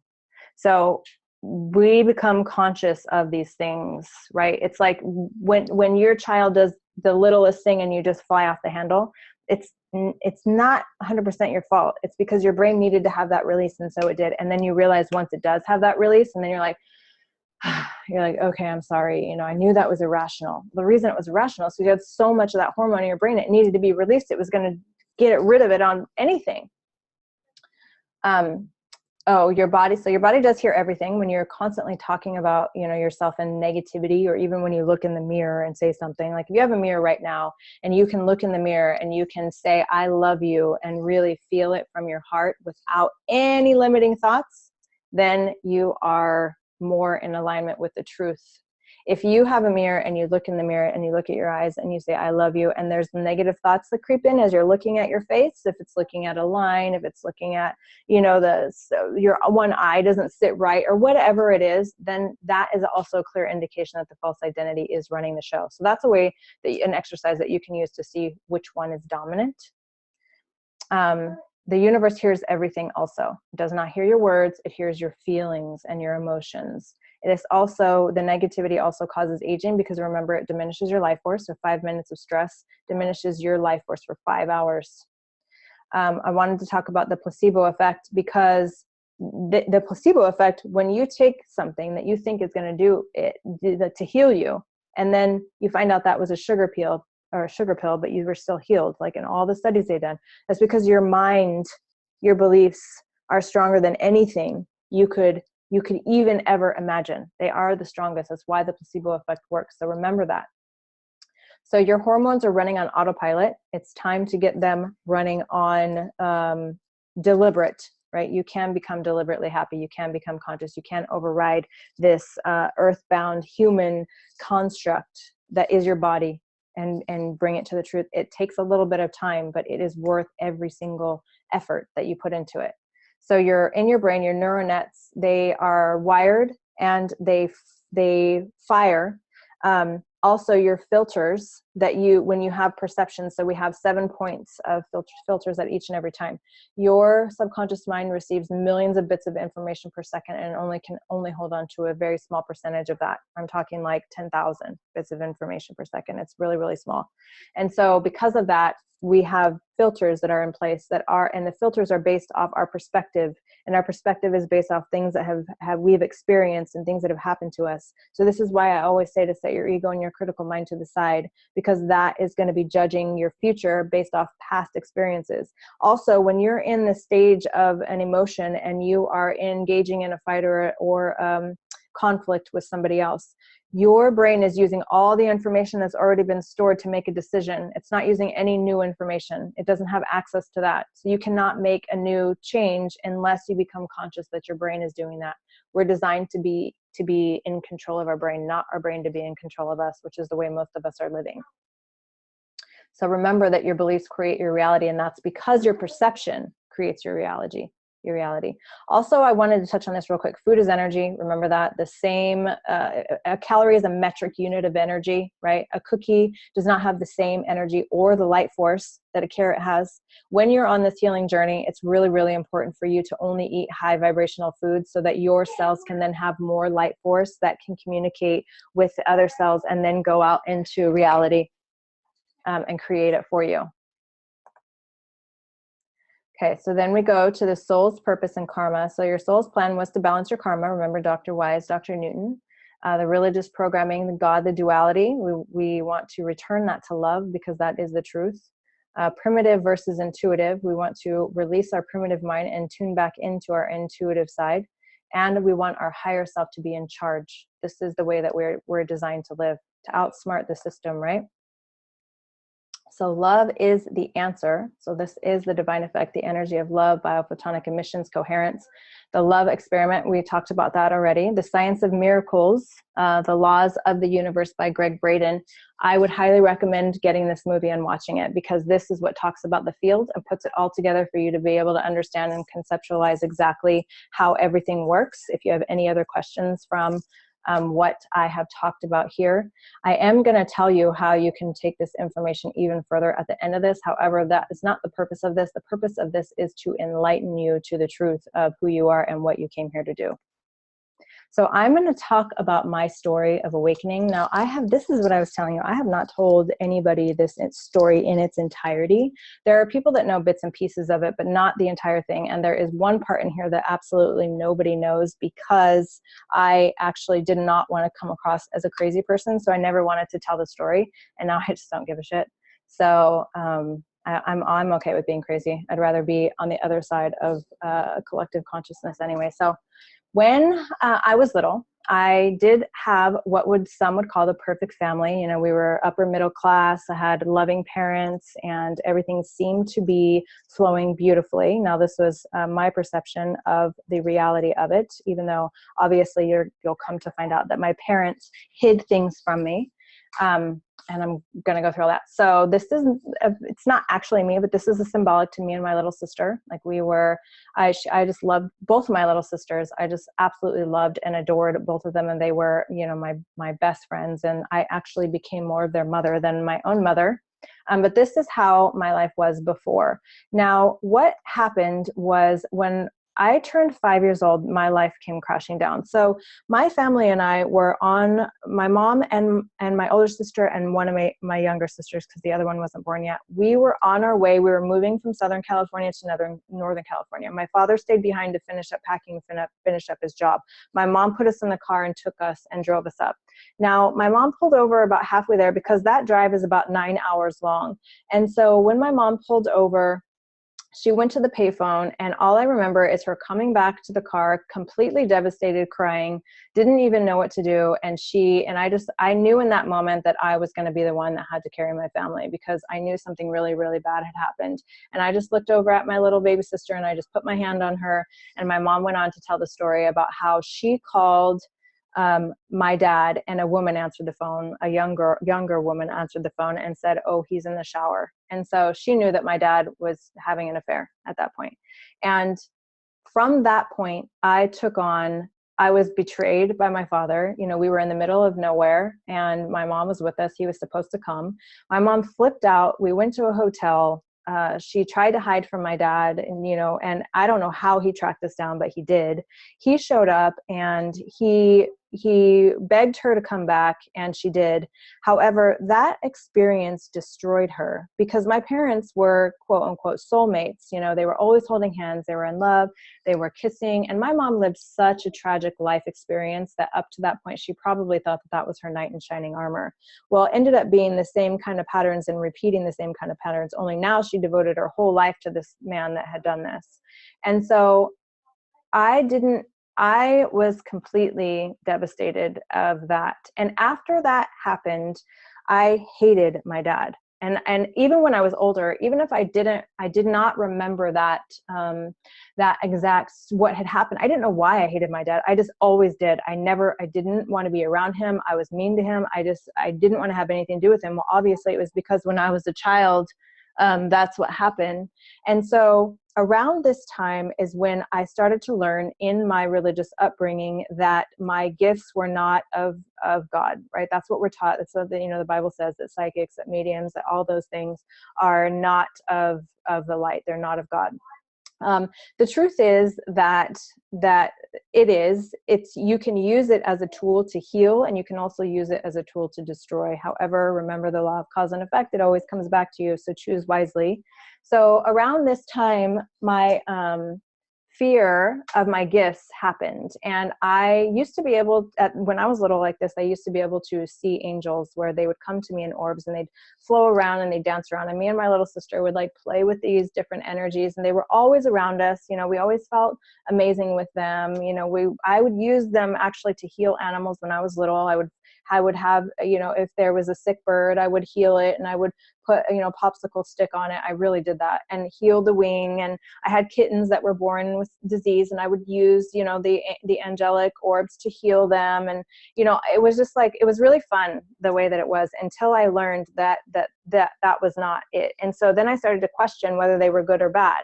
And I remember my grandmother, she taught me, she said, if you ever have any ghosts or haunting or any negative demons coming for you, you have to say, I command you in the name of Jesus Christ to be gone. And that was around the same time that we were learning in Sunday school that if there was negativity in our mind, that it was the devil trying to take over us. So we were completely scared. We were just like, oh my gosh, we can't live like this. So we completely shut it off. And then what ended up happening, we shut off from the light and the darkness set in. We began, we moved homes, and our next home that we moved into was haunted. Then we move again, we had another home that was haunted. So I was constantly being haunted by the darkness, because I turned off the light and I believed more in the darkness than I did the light. Now, as a child, I had no idea that that's what I was doing. I was just living in fear. So all of this stuff was happening horribly to me around my lifetime experience. And then when I moved into my teenage years, I always felt different. And because now I didn't know which way to turn, right or left, dark or light, I was being bullied at home. My older sister picked on me a lot. My dad picked on me a lot because I was probably a brat, because I was so mad at everything. So I was bullied in high school. I was bullied in junior high school. It started in junior high school. I moved when so the whole moving story. Then we moved back to Southern California to stay with, live with my dad. And then in 7th grade, we were moving from Southern California to Northern California. And that's when we stayed in Northern California. Well, the area that my parents chose to move to was a really not a good area. They had no idea. They thought they were moving to Monterey, which in reality, they ended up in Salinas, which Salinas is like the darkest place that you can go. Most people don't make it out of there alive. But the girls hated me there. I had long hair down to my butt. I was tan. I was a Southern California girl. They were Northern California girls. There was a lot of gangs. It was a really, really, really bad experience. I was bullied. I was sexually assaulted. I mean, I had a lot of things go wrong with me. Now, I had also the bullying at home, and also my false identity was kicked in full force. So of course, I'm going to start attracting these things to myself in my reality, not really knowing when you're disconnected from the light, life becomes very, very hard. So this is one of the reasons that I experienced all this. Now I know on a soul level, I did that on purpose so that I could experience all the negativity that is possible to experience, so that I can then heal it and help others to do the same. I will say that probably 95% of the light workers I work with have had sexual trauma, have been bullied, and have been outcasted. So how can I heal them if I don't know what that's like, if I'm always accepted, if I'm always loved, if everything's always fancy, right? I wouldn't be able to, because I couldn't relate. So now I understand, but at the time I did not understand. I actually attempted suicide, and it almost worked. I was rescued. I mean, well, now I know it was being rescued, but at the point in time, I did not believe that it was being rescued. And at the same time, to tie in my mother's story, she sunk deeper into depression. She was on antidepressants. They had her on Xanax. And at that point in time, they did not know how bad Xanax actually was.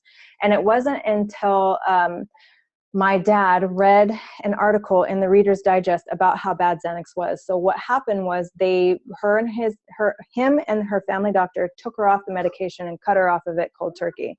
She didn't wean. She didn't have any other kind of supplementation. They put her on some other medication that didn't do the same thing. And what happens in the brain is when you become dependent on a substance to produce those hormones for you, if they're not herbal, because herbal is excluded in this, if they are a synthetic pharmaceutical that you become addicted to, which you don't know you're addicted to it, but if you are taking it and you're dependent on it, you are addicted to it. And this goes for antidepressants too. This is what she was on. It causes your brain to become dependent on that synthetic. And when you have it taken away, your brain just shuts down. It misfires. It doesn't know what to do. It can't produce that hormone. So you literally go crazy. Well, that is what happened to her. And because she didn't have any more of that stability, she then turned to drinking. Now, because nobody knew what to do with her, she became an alcoholic, because she literally became a case study of how bad it is to just cut someone off cold turkey of Xanax. And so she started drinking, and that just made it even worse. And she just sunk more and more into depression, and just kept going in more and more into depression, and nobody could get her out of it because now she was an alcoholic. So from the time she started drinking till the time she died was about 3 years. And the reason that it didn't take very long to kill her was because not only was her liver completely destroyed because of the pharmaceuticals for all those years, also she was pregnant again. So at this point, her and my father divorced when I think I was probably like 13 or 14. And because my dad just kind of gave up on her. He didn't know how to help her. So he just kind of divorced. And that was a whole nother dark night of the soul. And the bullying got really, really bad at this point in time. My mom was going off the deep end, literally dying in front of me. Well, she then got together with this guy who was abusing her, right? He was physically really bad abusing her, like broken ribs, face broken, in the hospital. But this was at a point in time when domestic violence wasn't, they didn't take it very seriously. The woman could say, I don't want to press charges, and then the man would be off. So she was in and out of the hospital with negative, like horrible things that he'd done to her. And also she was an alcoholic. So then she's not supposed to have any more children. She wasn't not supposed to get pregnant anymore because she had such a hard time with my youngest sister. She was bedridden.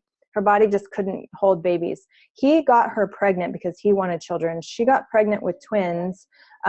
She ended up miscarrying them, but not knowing, because it was at the time lapse in between her appointments from one OB appointment to the next, and they died inside of her and did not detach. Now, that caused her body to experience toxemia. So she had to go to the hospital because her body was literally shutting down on her, and they extracted the babies, but she was still very, very very fragile. They didn't want to have her leave from the hospital, but he had power of attorney. So he said, I'm going to take her home. And they told them when they left the hospital, if she has even one more drink, even one more Tylenol, and she will die. Well, what does he do on the way home? He stops off at a liquor store and makes her drink it. So she died, and I had to watch that entire thing. And when I think about it going into it, even though I've done so much healing work around it, it still makes me very, very sad that that does exist in this reality. So that is one of the reasons that I am so on fire to transform this inner wounding, so that no other daughter ever has to experience any kind of thing that I had to experience. Also, because I know that this is the time in our reality that the feminine divine awaken. The whole world is depending on this to happen, because we can see what's happening with the masculine in control.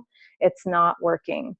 So she is the reason that I did fulfill my purpose. And this is another reason why it helps me to take all of these studies that I've ever learned and ever read and know that there was a reason for it. It helps you to let go of that situation. It helps you to turn that into something different, to just become on fire for life. And then you start creating monumental success in your life. Okay, so then you would think that the darkness would end there. However, it did not. It only got worse. Shortly after my mother died, she died 2 weeks before my 17th birthday, and I became pregnant about halfway through my 17th year. I had my daughter when I was 18. I think I was 7 months pregnant, 6 months pregnant when I walked. I did complete high school. In fact, at our high school, if you were pregnant, you were not allowed to be with the regular kids. However, I did get along very well with the teachers, and so they let me stay at school. So I was able to walk with my class, even though in that whole experience brought a whole nother level of craziness, because I still was forced to go to church after that. And I did have the scarlet letter on me, and the religion that I was brought up in is very judgmental, whether they want to admit it or not. I mean, one of the things says, thou shalt not judge, as one of the 10 commandments, right? But that's what most people in religion do. Most people just judge in general, not even just religion. It's just everywhere across the board. And another thing is when you judge, you hold those things in place. So they're affecting your life. And also the law of attraction, the law of universe, does not know that you're judging somebody else. It thinks that you're judging yourself. So then it brings it more back into your life. That's why there's that one quote that says, holding a hot coal and, attempting to hurt somebody else, it really only hurts you, or however it goes. Okay, so when I was 24 years old, I had my second child, and I was in an emotionally abusive relationship very, very bad. I mean, I was a fighter. I was left brain, primitive living in fight or flight. Of course, I'm going to choose a partner that was not only like my father, but also was a fighter as well. So it was crazy. That reality was emotionally wounding to the max. It just amplified everything I'd ever experienced to the core, and I couldn't get out of it. And so finally I was done with it. I was like ready to take my life again. I got to that point. And so I had a one-way argument with God, and I just looked up and I said, you have to give me the answer, because I know that this is not the answer. I know that this isn't it. I know that we're not just here in this crazy chaos and that there's no order. I know that there has to be a reason, there has to be a solution for what my mom experienced, because I realized I was stepping in her same exact footprints. And it was in that moment when I was like, no, there has to be something more. Like, this is crazy. This cannot be reality. If it's real, I don't want to be here. I do not want to live. And so what happened was, a few days later, one of my colleagues recommended What the Bleep Do We Know? She was one of my schoolmates. And I didn't really want to watch it because it just seemed kind of weird. And so I got 3 more impressions about it. Someone else said something to me. And then when I went back to school, she said something to me. So I was like, fine, I will watch it. So I watched that movie, and it just created the insatiable desire to learn everything that I possibly could learn about quantum physics, neuroscience, and spiritual healing, because that was my answer. I had been answered. Now, most of us, we receive our answers and we ignore it. You know, we make excuses, or we don't talk. You know, I could have easily been like, I don't know where that movie even is. I don't even have the money for the movie. I didn't have $19 at that point in time. I was living on welfare. I was on food stamps. I was living on student loans, attempting to try to put myself through school so that I could do something better for my life. And I did not have the money. However, it came through, and I watched it, and it totally transformed my life, because I just had to stop using, excuses is what got me to where I was in the first place. So then after learning that, after going on this learning journey, I was still in this relationship, and I was internally ill. I had a ruptured ulcer. I was defecating blood. I was throwing up blood. And the same thing was happening with my dog, which that's what actually shook me into reality, because humans, we can act like nothing's wrong with us. We can, like, you know, our kids can go to school and they can like pretend nothing's wrong, and they play and they're not really paying attention, but animals will show you. And when that happened, I was like, oh my gosh, that is it. I can't do this anymore. So I literally was stuck in the density. I was hiding. I never wanted to go out of my house. I wouldn't even interact with people in public because I was afraid, you know? And so, like I said before, I chose someone who also was very negative and a fighter, and he rejected God. Right? Like I remember the very last straw for me was, we were having a conversation, and I'm like, you know, but don't you believe in, like, you know, like God and healing and all that? And he looked at me, he said, fuck no, there is no God. And so I was like, okay, that's it. So I left that relationship with no money.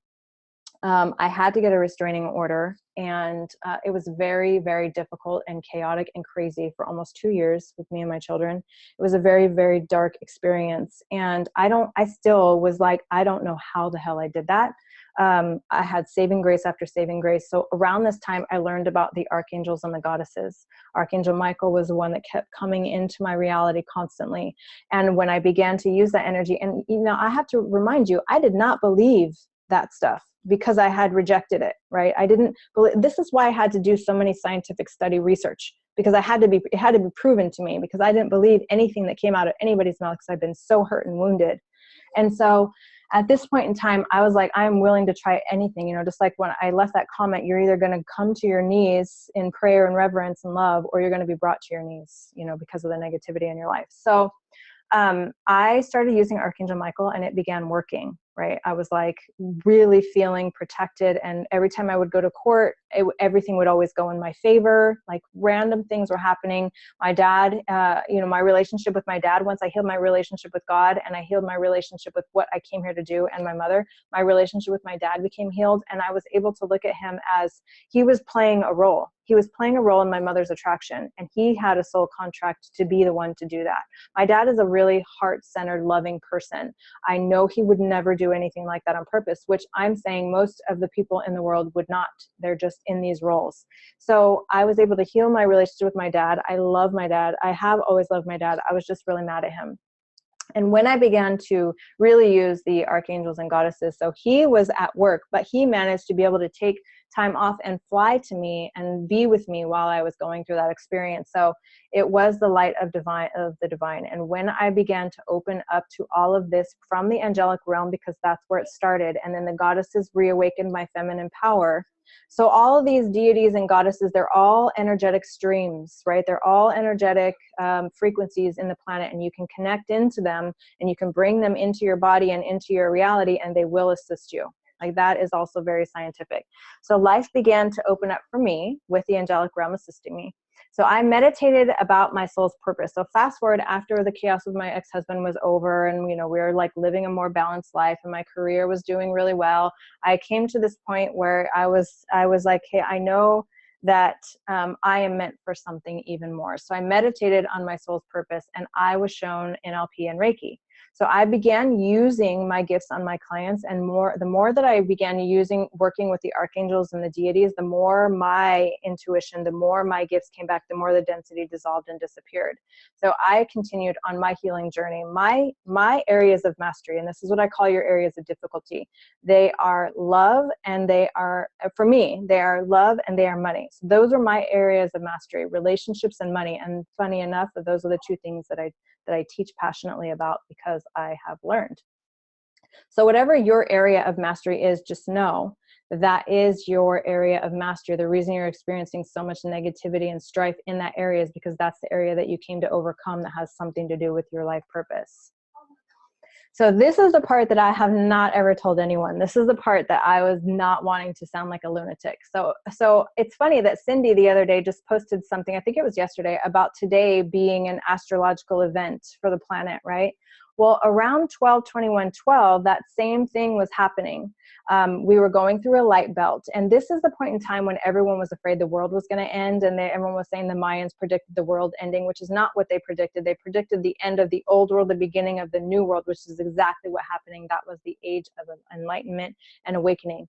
So on 12/21, I was fully awakened, and all my gifts came back. The light came back, everything came back, and this is when the divine effect was born. So what happened to me was I was listening to this audio on the heart wall. It was the doctor talking about healing the heart wall, and the process was taking like 20 or 30 minutes. And I was like, I just looked up and I'm like, is this real? Isn't there a faster way to heal? And so I muscle tested, and it was like, yes, there is a faster way to heal. I'm like, okay, can you show me what the faster way to heal is? Yes, we can show you. So I went to sleep that night. I had so many vivid, crazy dreams. When I woke up in the morning, I had the idea for the divine effect. Well, that night on the 21st, everyone's around me is like in fear, and I kind of was a little bit too. What happened was, physiologically, literally my third eye bursted open, and it was like there was cold ice water bleeding down the inside of my face. I didn't know what was happening. I was like, what the heck is happening to me? I got really sick for the next 2 to 3 weeks, and this was around Christmas time. So then the new year, when the new year was rolling around, around that time, I'm like, what happened? Like, what happened to me? I was really sick, deathly sick. I thought I was going to die. That's how sick I got.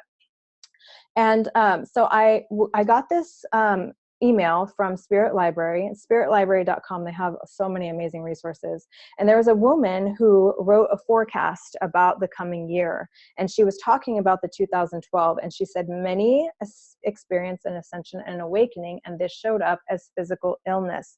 And so everything that she listed was everything that I had experienced. So then again, I had a question, and the universe answered. So that is what happened to me. And that is how the divine effect came to be. And when I went back to work after I was healed, there was a woman whose name was Jennifer came to me. And this was the first time that I actually fully used the divine effect. So she came to me. She was wanting to manifest her true love. She was in an abusive relationship, and she had been abused. She was in the army, the military. She had been abused by her sergeants, by a few of them, sexually abused. So I was like, okay, well, I'm going to try this on you. I haven't done this type of work with anyone with this, so let's just do it. So we went through the full process and unprogrammed all of that wounding that was around her and everything that she was experiencing. And within 2 weeks, that old relationship had left, and she had met her soulmate and they were planning on moving in together. She called me crying after that experience, telling me that she cannot reaccess that memory, that she was no longer wounded or sad from that, that she knew that, you know, that was there to help her so that she can help other people, that, you know, the masculine, you know, the masculine energy was there to support her. I mean, completely different person. She even looked different when she left me. Now, this doesn't only work for sexual trauma. This works for everything. I had another client who came to me who was experiencing money scarcity. And it was because when she was a teenager, her and her mom got in a fight and she had to move out and live in her car. So she was terrified that that was always going to happen. And so it was showing up in her entrepreneurship and receiving clients for her work. When we went in and healed that and transformed it, not only did she have someone call her the second she was walking out my office door, she got a phone call for a new client lead, but it also helped to heal her marriage. So I want you to know how powerful this stuff is. It's just so amazing. It's not like, you can't discount it. So now I'm dancing with the light and healing. I'm awakened and I'm teaching others how to do the same. And my daily life is miracles and magic, working with the light of love. Now this can happen for you too when you decide to tune into this light frequency all the time. That means when a negative thought comes in, you cast it aside and return to the light. And so I know this can happen for you too, because it happens for everyone I work with now. Whether you work directly with me or indirectly, you can see the effects of this even being in the group. Like, you can see the comments, you can feel this experience in your real life of what is happening for you. Okay, so this is the process. Before we do that, let me see if Amanda or Cindy have anything to say.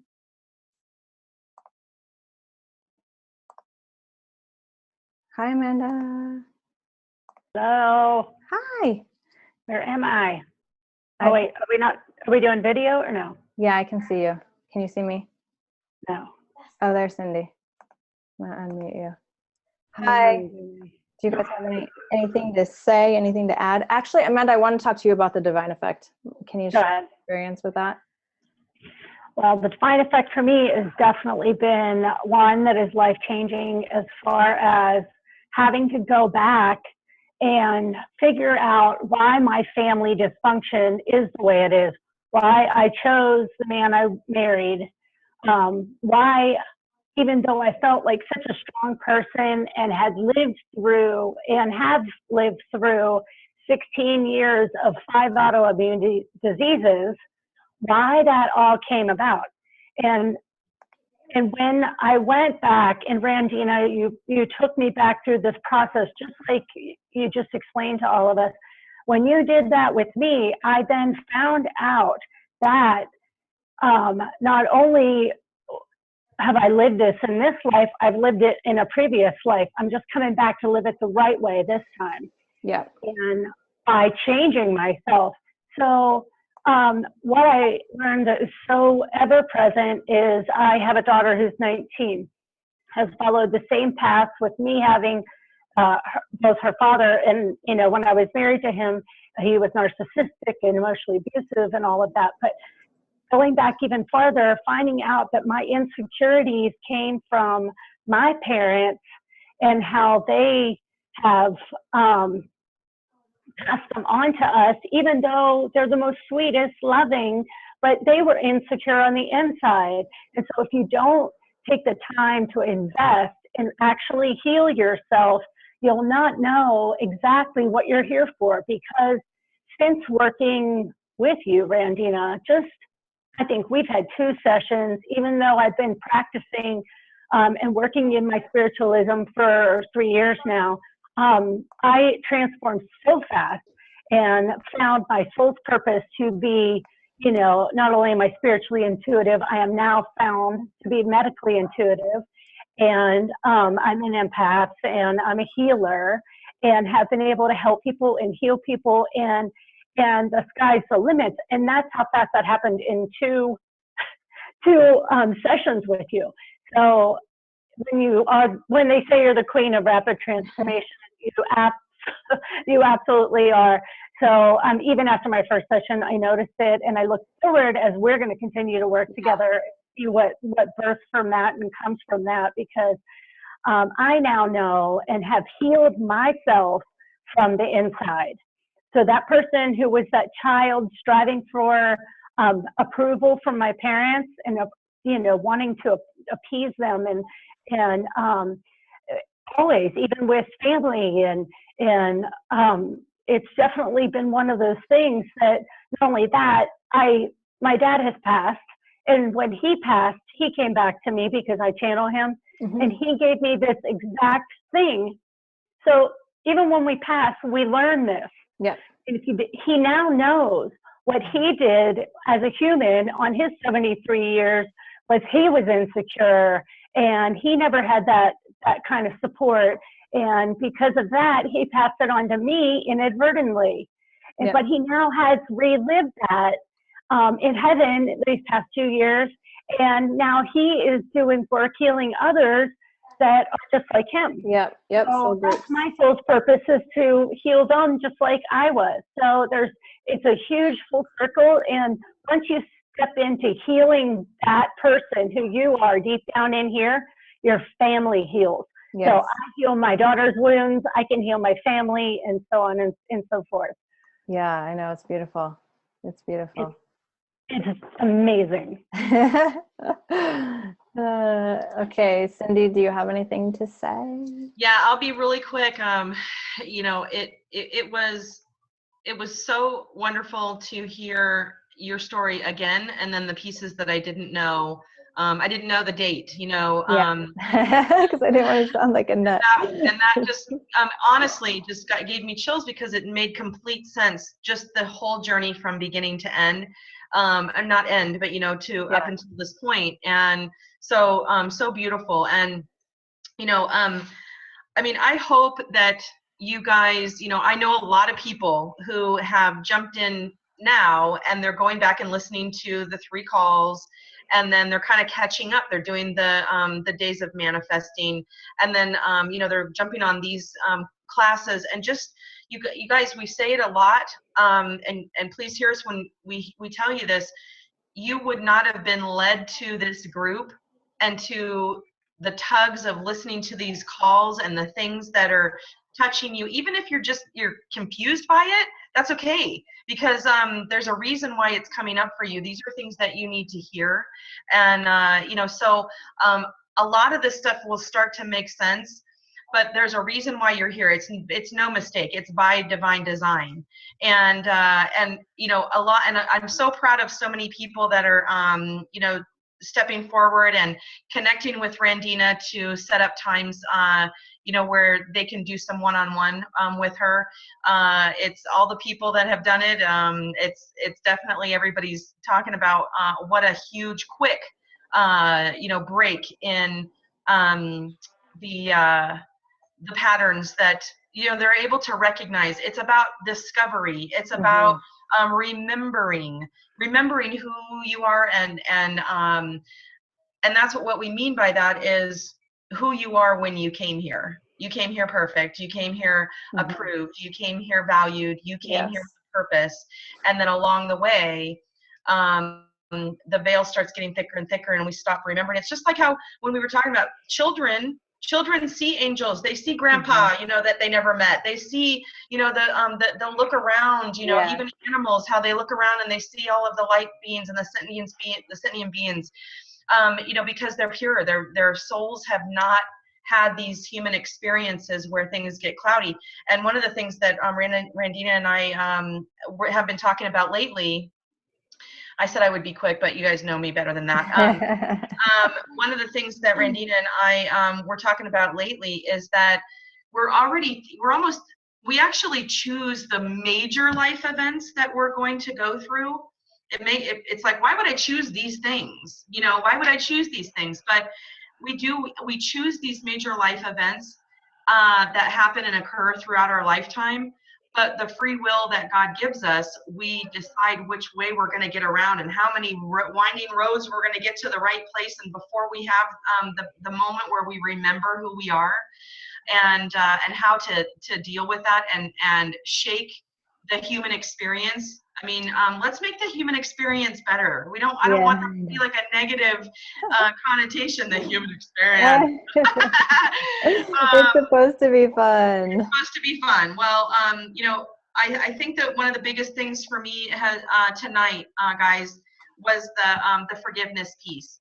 That, you know, as heartbreaking as it was for me to experience this past year, you know, it was the most heartbreaking moments or time of my life. You know, I look back at my ex-husband, and we're now able to have a really great relationship. I can forgive him because I know his heart is so beautiful. He really just is a wonderful man. But I think he was sent here to shake up and Mm-hmm. stop my patterns of behavior that were not for my highest good. Right. And I think that we'll be able to move forward and really be good friends, you know, and continue. But I can have such peace having forgiveness for him, even though there was a lot of strife, and it was stuff that you could tell that it wasn't, he didn't even know what he was doing, you know, just his fears and anxieties and insecurities. You could just tell that it was so confusing for him to even feel that way. Yeah, because he was just pulling into that law of attraction experience. Right, You know, we're like absolutely. compelled to do these things. We don't know And that why. was his, yeah, that was his, it Yeah. was his job, you know. And I hope somebody can help him have, you know, his, They will, because it's designed that way. yeah. So Yeah. thank you. This was beautiful. Yeah, you're welcome. Okay, so now I want to go into, we're almost done, I promise. I know it's been really long. I can't We all believe have it's been. a couple of us have a conference call. That's okay if you have to jump off. Just there's a recording, so you can just leave wherever we left off at. But I wanted to put in the points of what to do and how to become conscious of it, and then also how to reprogram it. So I'm going to jump back to the PowerPoint really quick so we can just get through this.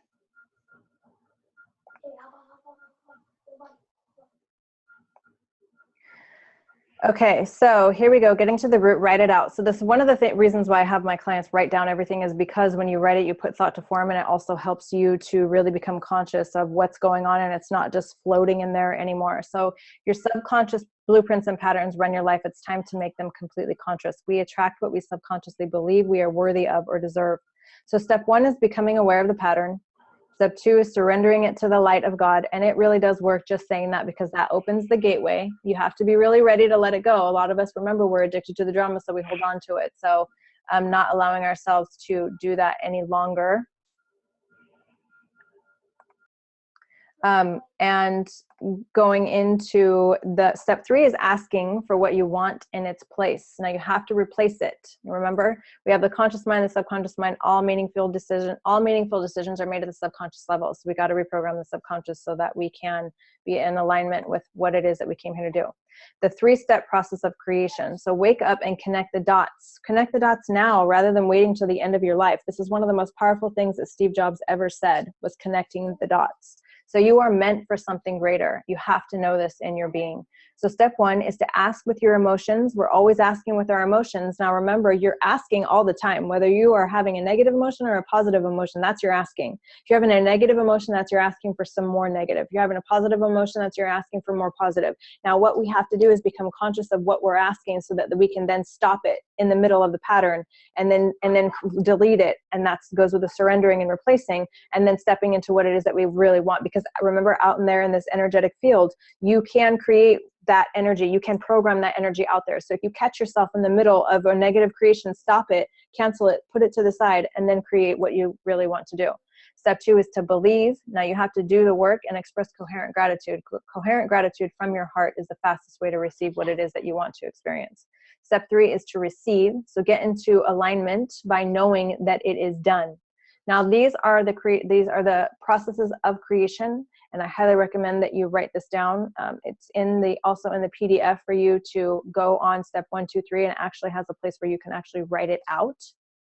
So in review, the universe is asking, show me your new vibration and I will show you miracles. So remember your soul's plan, your earthbound self, and the laws of the universe. Now you have the tools to engage all of those and send them all out.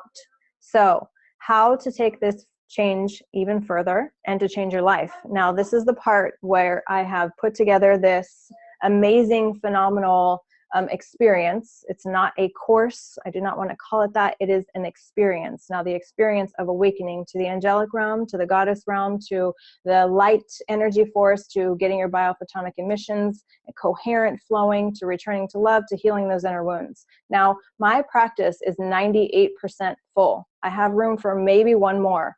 And I even have to decide if that is going to work for me in my schedule doing this. So what I decided to do was to more also what I decided to do because of that is to go on a group level because I can reach more people. So I am able to work with more people at one time rather than having to go in and do the one-on-one. And also the cost of this is way lower than it would cost for you to work with me one-on-one. So the Power of a Woman 7-week experience. So phase 1 is the foundation for your life, the power of intentions and dreams. It's really important to get that in alignment. Even if you think you know what it is, 9 times out of 10, you don't really know. Because I know that when I give this even workbook week 1 to people to try to see when I was testing this, they would say this was a soul searching, mission. This was like a soul searching experience. I had to really, really figure out what it was that I wanted. So clarity is king. Remember that. You'll also experience divine energy activations. So opening up your channels and aligning you with the light of love. I will personally be there to work on you every single day with my team and your team, and you will feel these shifts happen in your life, right? You will. It is 100% guaranteed. Everything that I do is guaranteed because it works. We're going to discover the root false identity and heal and reprogram it. I'm going to teach you how to do this. I'm going to guide you along on this. We're going to have a video conference set up like this so that we can see each other, so that we can work through these things, so I can help you to really get to the root of what it is that you're experiencing. We're going to align with and embody your higher self permanently. That means getting you in touch with the actual physical reality of who she is, rather than her being, a light being or an angelic being that's not that you're not connected to. We're going to get you connected with who she really is, because that is your inner you. That is your balanced and harmonized self. You're going to learn the laws of the universe and how to use your emotions to create. So you are basically going to become a master manifester in this 7-week experience. You're also going to learn how to get your body in shape at quantum speed. So it's not like you're going to have to go slave away at a gym. Like that's fun if that's what you want to do. That is not how you have to do it. So remember that connecting to the universe, engaging the laws, the life is not happening to you. Life is responding to you. You're going to have angelic activations. When I work with my clients, this is one of the things that I do that heals deep-rooted, even genetic programming. This is also one of the things that helps me to help infertile women become fertile. We're going to do goddess activations, which again also helps in that area as well. Also boosts up your feminine power and allows you to tap into that feminine divine that is here to flourish you in your life. You're going to have visualize. I'm going to teach you how to visualize the correct way. Most people visualize and it's still a fantasy in your brain. Your brain stores your visualizations as truth, as fantasy, and as what already happened to you in different areas of your brain. And most people, when they're visualizing in a fantasy. Like they don't really believe that it's going to happen to them on a scale of 7 or higher. So their brain puts it in fantasy categories. So your visualizations may not be as effective as they could be if you just learn this one little technique. I'm also going to give you powerful visualization techniques for reprogramming, because we are going to reprogram your brain and your being in this course. Practices and energy work to make the shifts gracefully, because we want to make sure that we stay in high vibration rather than allowing the healing crisis, quote unquote, to take us out. So that's the old way. We no longer have to do that. There are new ways of being, new ways of keeping your brain up to speed. Also, even when you're doing your coherent gratitude and you're feeling gratitude a lot every single day, if you're not supplementing your hormones in your brain, your happy hormones, you will experience an emotional crash. This is why it will feel like you're happy flying high for a few days because of the gratitude, and then all of a sudden you go back into it's a lot of the reason why people don't complete the magic 100% all the way through, and why they only get to the first half of it and then give up, because you start to your hormones are depleted in your brain. I'm going to teach you and I'm going to show you how to move away from that, so that never really that does not happen to you. There are different things that you can do that will keep your hormones up, so that you do not experience that in-depth experience from flying high. This way, you begin to program your brain and you supplement it to keep it up, and so you stay flying high all the way through the process. It's a much easier and more graceful way to live.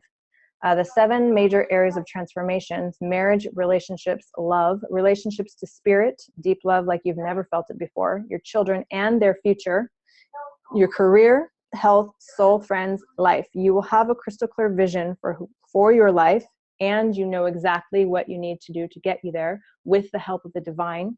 You'll accelerate your manifestations. You'll dissolve the discord with grace.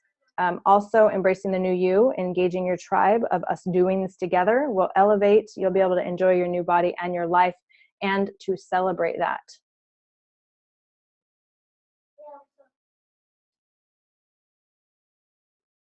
Kind of experiencing a lag here.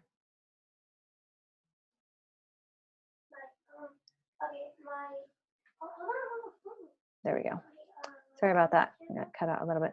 So imagine how different your life will be when you're free of your insecurities and are fully connected to the light. You know, how different your decisions will be. Like, this is no joke. This is not just some, oh, buy my course. You know, this is not what that is. What this is a gateway into you experiencing the life that you came here to experience. It is 100% guaranteed. And you can even see the results that people are having just in the group. And that's not even really going in and doing the work yet. Imagine going in and doing the work. So here's another thing. So what will you say at the end of your life, knowing that you made the jump and you flew? Because you also want to fast forward to the end, knowing that when you make this decision, your future self will thank you. This is a pivotal moment. You are being shown the answers. You're being given the answers. Now it's your turn to take the plunge. Also imagining the kind of freedom and liberation that you'll create, knowing that you're unstoppable. Imagine the kind of woman you will be living in your true core confidence. So how would it feel to have all those wounds healed and for you to know who you truly are? Like, it feels amazing. You will be ready to rock the planet every morning. You will not have to convince yourself or talk yourself into being happy. You will just naturally be happy because I'm going to teach you how to do that. So do something today that your future self will thank you for. So this is about rapid body and mind transformation results in rapid life transformations. You enhance the quality of your life. Your dream soulmate relationships come to you. Your dream jobs, your opportunities, your more money, abundance, happiness from within, aligning with your soul's purpose and your passion for life. The reason that all these things happen is because you are changed from the core, and you are now aligned with the truth of your soul, with the truth of your infinite being and what you came here to do. You just let go, and the discord naturally fades away, and you vibrate higher, so you attract, you know, higher, more happy frequencies into your life. It's not an accident. You know, it really isn't. My clients has this experience. Okay, so this is the actual, this is what I'm going to talk about right here is the upgrade. So this package right here is to have 2 VIP one-on-one personal transformational breakthrough divine effect sessions with me. This one also includes 14 live group calls plus the breakthrough sessions that I talked about. With this package, you get 3 bonus Q&A video calls. So with the general admission or general experience, you get 2. With this one, you get 3. So the ones who are going to do the VIP, we're going to have 3 of these. So we are all together, and we can move through this to higher and higher levels. You're going to have a recording of the calls, the meditations, the hypnosis MP3s. So you need the energy to also supplement you. You're going to have the group forum for the Power of a Woman Elite members. That will be you. And deeper soul sister connections. The bonus that you get is a quantum healing PDF. The upgrade bonus gift box is also something that you're going to get too. That's going to have crystals and necklaces and all the amazing things that you get when you choose this package.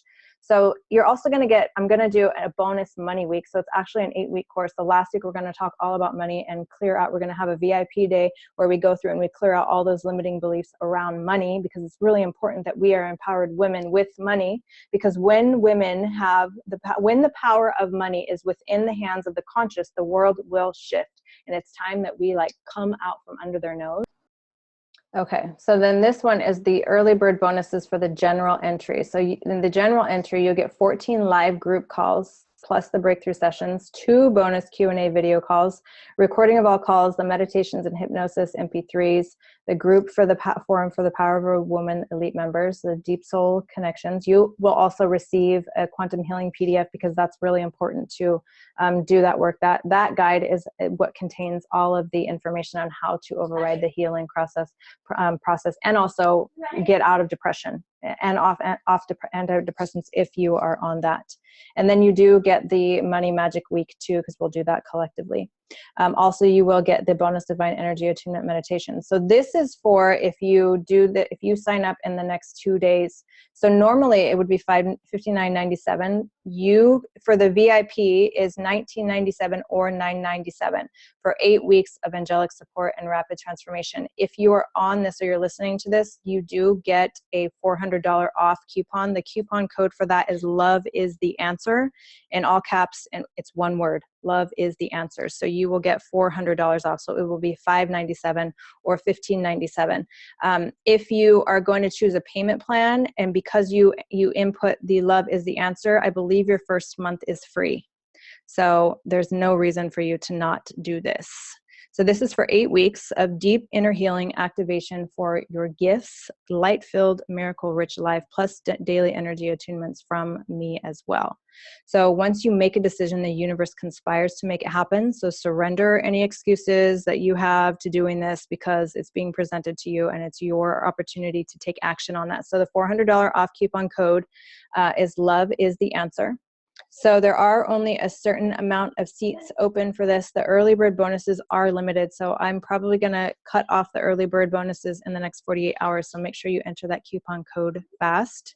You deserve it. So imagine living your life from a place of true core confidence, knowing how to transform yourself and others. Oh, the places you can go and the things you can do. So I'm not sure if you can actually click on this link. Maybe try to click on it. But this is one of my beautiful clients, and what she says is, ladies, the love and compassion that this woman has is incredible. One session with Randina Marie, and many, many hurts were cleared and healed. I can see where I was hurting myself and my loved ones. This is some powerful work that you deserve to experience. Please reach out to this woman, Jessica. So I'm just telling you the power of this work. All these women are not saying this just because they love me. I mean, they're saying it because it really, really is true. So when you click on the Your Transformation Begins Here, if you can click on that, no, it's not going to let me do it. I'll give you the web address. It's https. Actually, you don't even need that. Just enter www.randina.co/store, STORE, /2, capital S, capital Y, lowercase a, capital U, lowercase a, capital F, capital V. Let's see if that one will work.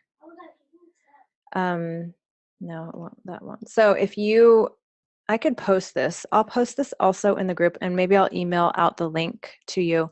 I would go on there, or you could just go to www.randina.co, and you'll see on the very front page, there's a link to, let me see if I can get to that actually, and then I can kind of show you what it looks like. .randina.co, and then you go to, it says, step into your power, manifest your dreams, money, love, divine connection. So you'll just click that, and then it'll take you to that area. So then you'll see the 7 major areas of transformation. Let me do a screen share here. Let's see. Let's do this one. Share screen. Okay, here we go. So here it is. You can see that up here.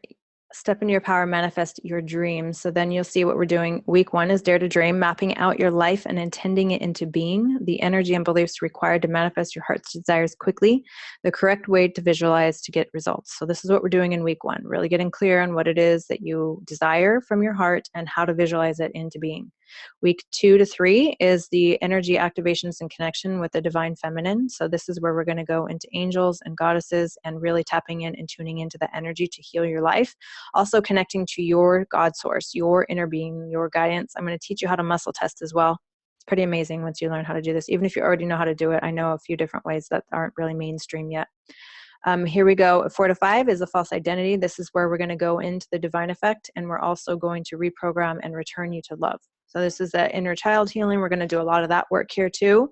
If you've ever been on an inner child healing call of mine, you know that they are powerful, and that was just scratching the surface. I have much, much more for you. Week 6 and 7 is shining your light, so living from divine love, because at this point you will be fully aligned with the divine and love, and most of the chaos will have been cleared out of your life, so you can really allow for that higher self integration, and you'll be back in the driver's seat. And then week 8 is the bonus week on money, manifesting money, the energy of money. Most times when people sign up for this, money starts flowing into their reality quickly, because when you make a decision and you move forward and you click that yes button, no matter what your situation is, that's when you will be compensated. I've done that. I've had to do that many times, like the story that I told about not having any money and buying that book, not having any money, being on food stamps and doing what I needed to do to, get what I needed to get. I've had to do that in my career now with coaches a couple of times that I needed to help me build a solid business foundation so I can do what I do on a mass scale. I had to really just put money in that I did not have, but it came back to me so quickly, so quickly.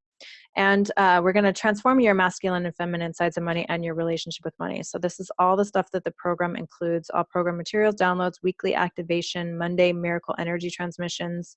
And also it's a program membership portal, and all sessions will be recorded. So we are starting January 23rd. So today is the 9th, and we're going to start the 23rd. As soon as you sign up, you get your bonus, your divine energy attunement bonus. That is amazing. And people are having chills and shifts just from that experience. So then there's the in-depth couture upgrade that I talked about, the 2 VIP with the gift basket. And then this is just some of the things that some of my clients say about the work. You can see how powerful it is. And then here's your three opportunities at the bottom. So you have your generous payment plan. So this one is the 2 payment plan option, but it's actually a 4 monthly payments of $258. However, if you enter the code "Love is the Answer," your first month will be free. And then the second one is the pay in full. So the divine pay in full, $997. Remember to enter "Love is the Answer" to have that drop down to $597. And then you will also receive bonuses with that as well. If you do the pay in full, you get an extra video session if you do that.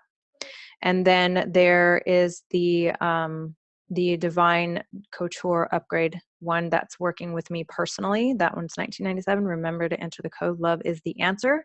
It will drop it to $1497, and you get all the amazing, angel activated necklaces, a gift box. The one that I was wearing today, that's the one that you will get. So here, let me just show you. If you click on the payment option, it says, let's see, where's the coupon code?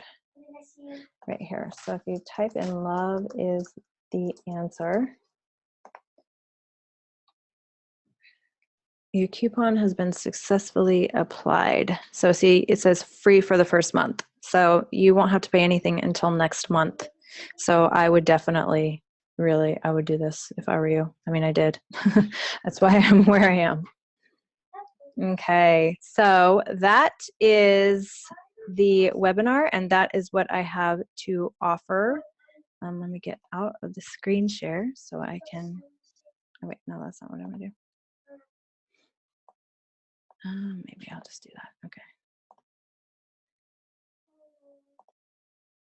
Okay, there I am again. So let me just move Cindy out of there. I think she left, so we're just gonna say bye. Yes, Cindy, bye, I love you. Okay, so that was what I have to offer for you to help you with your transformation. I am so happy that you've stayed on this long. I know it was a really long masterclass. That's why I called it a masterclass. I knew it was going to run about 2 hours. So hopefully you go back through and you listen again. If there's anything that you missed, you can always Facebook me and I will be available for you. And if you are not joining us, that is okay. You can still be in our group. I mean, you still add to our collective energy, and we need you. And I will always be doing amazing things in the group because I just love everybody in there. I'm actually going to do 2 more calls this month, one on astrology and your soul birth chart, and then also one on Reiki Theta. So it's going to be amazing. And I want to get my Bernadette psychic lady to come and talk to us too, because she's amazing too. So I love all of you. Oh, and another thing, I'll do a Facebook Live. If you have questions, if any of you have questions, just inbox them to me, and then I will write them all down, and then I'll address them on the Facebook Live. So I'll also announce when I'm going to do that, because I know we don't have time to get to the questions today. It's a really long time. So thank you all for staying with me throughout this. You're welcome, Sheila. Thank you. I know it was amazing. I'm glad you needed this for healing. We did too. I love you all so much, and I thank you for being here with us.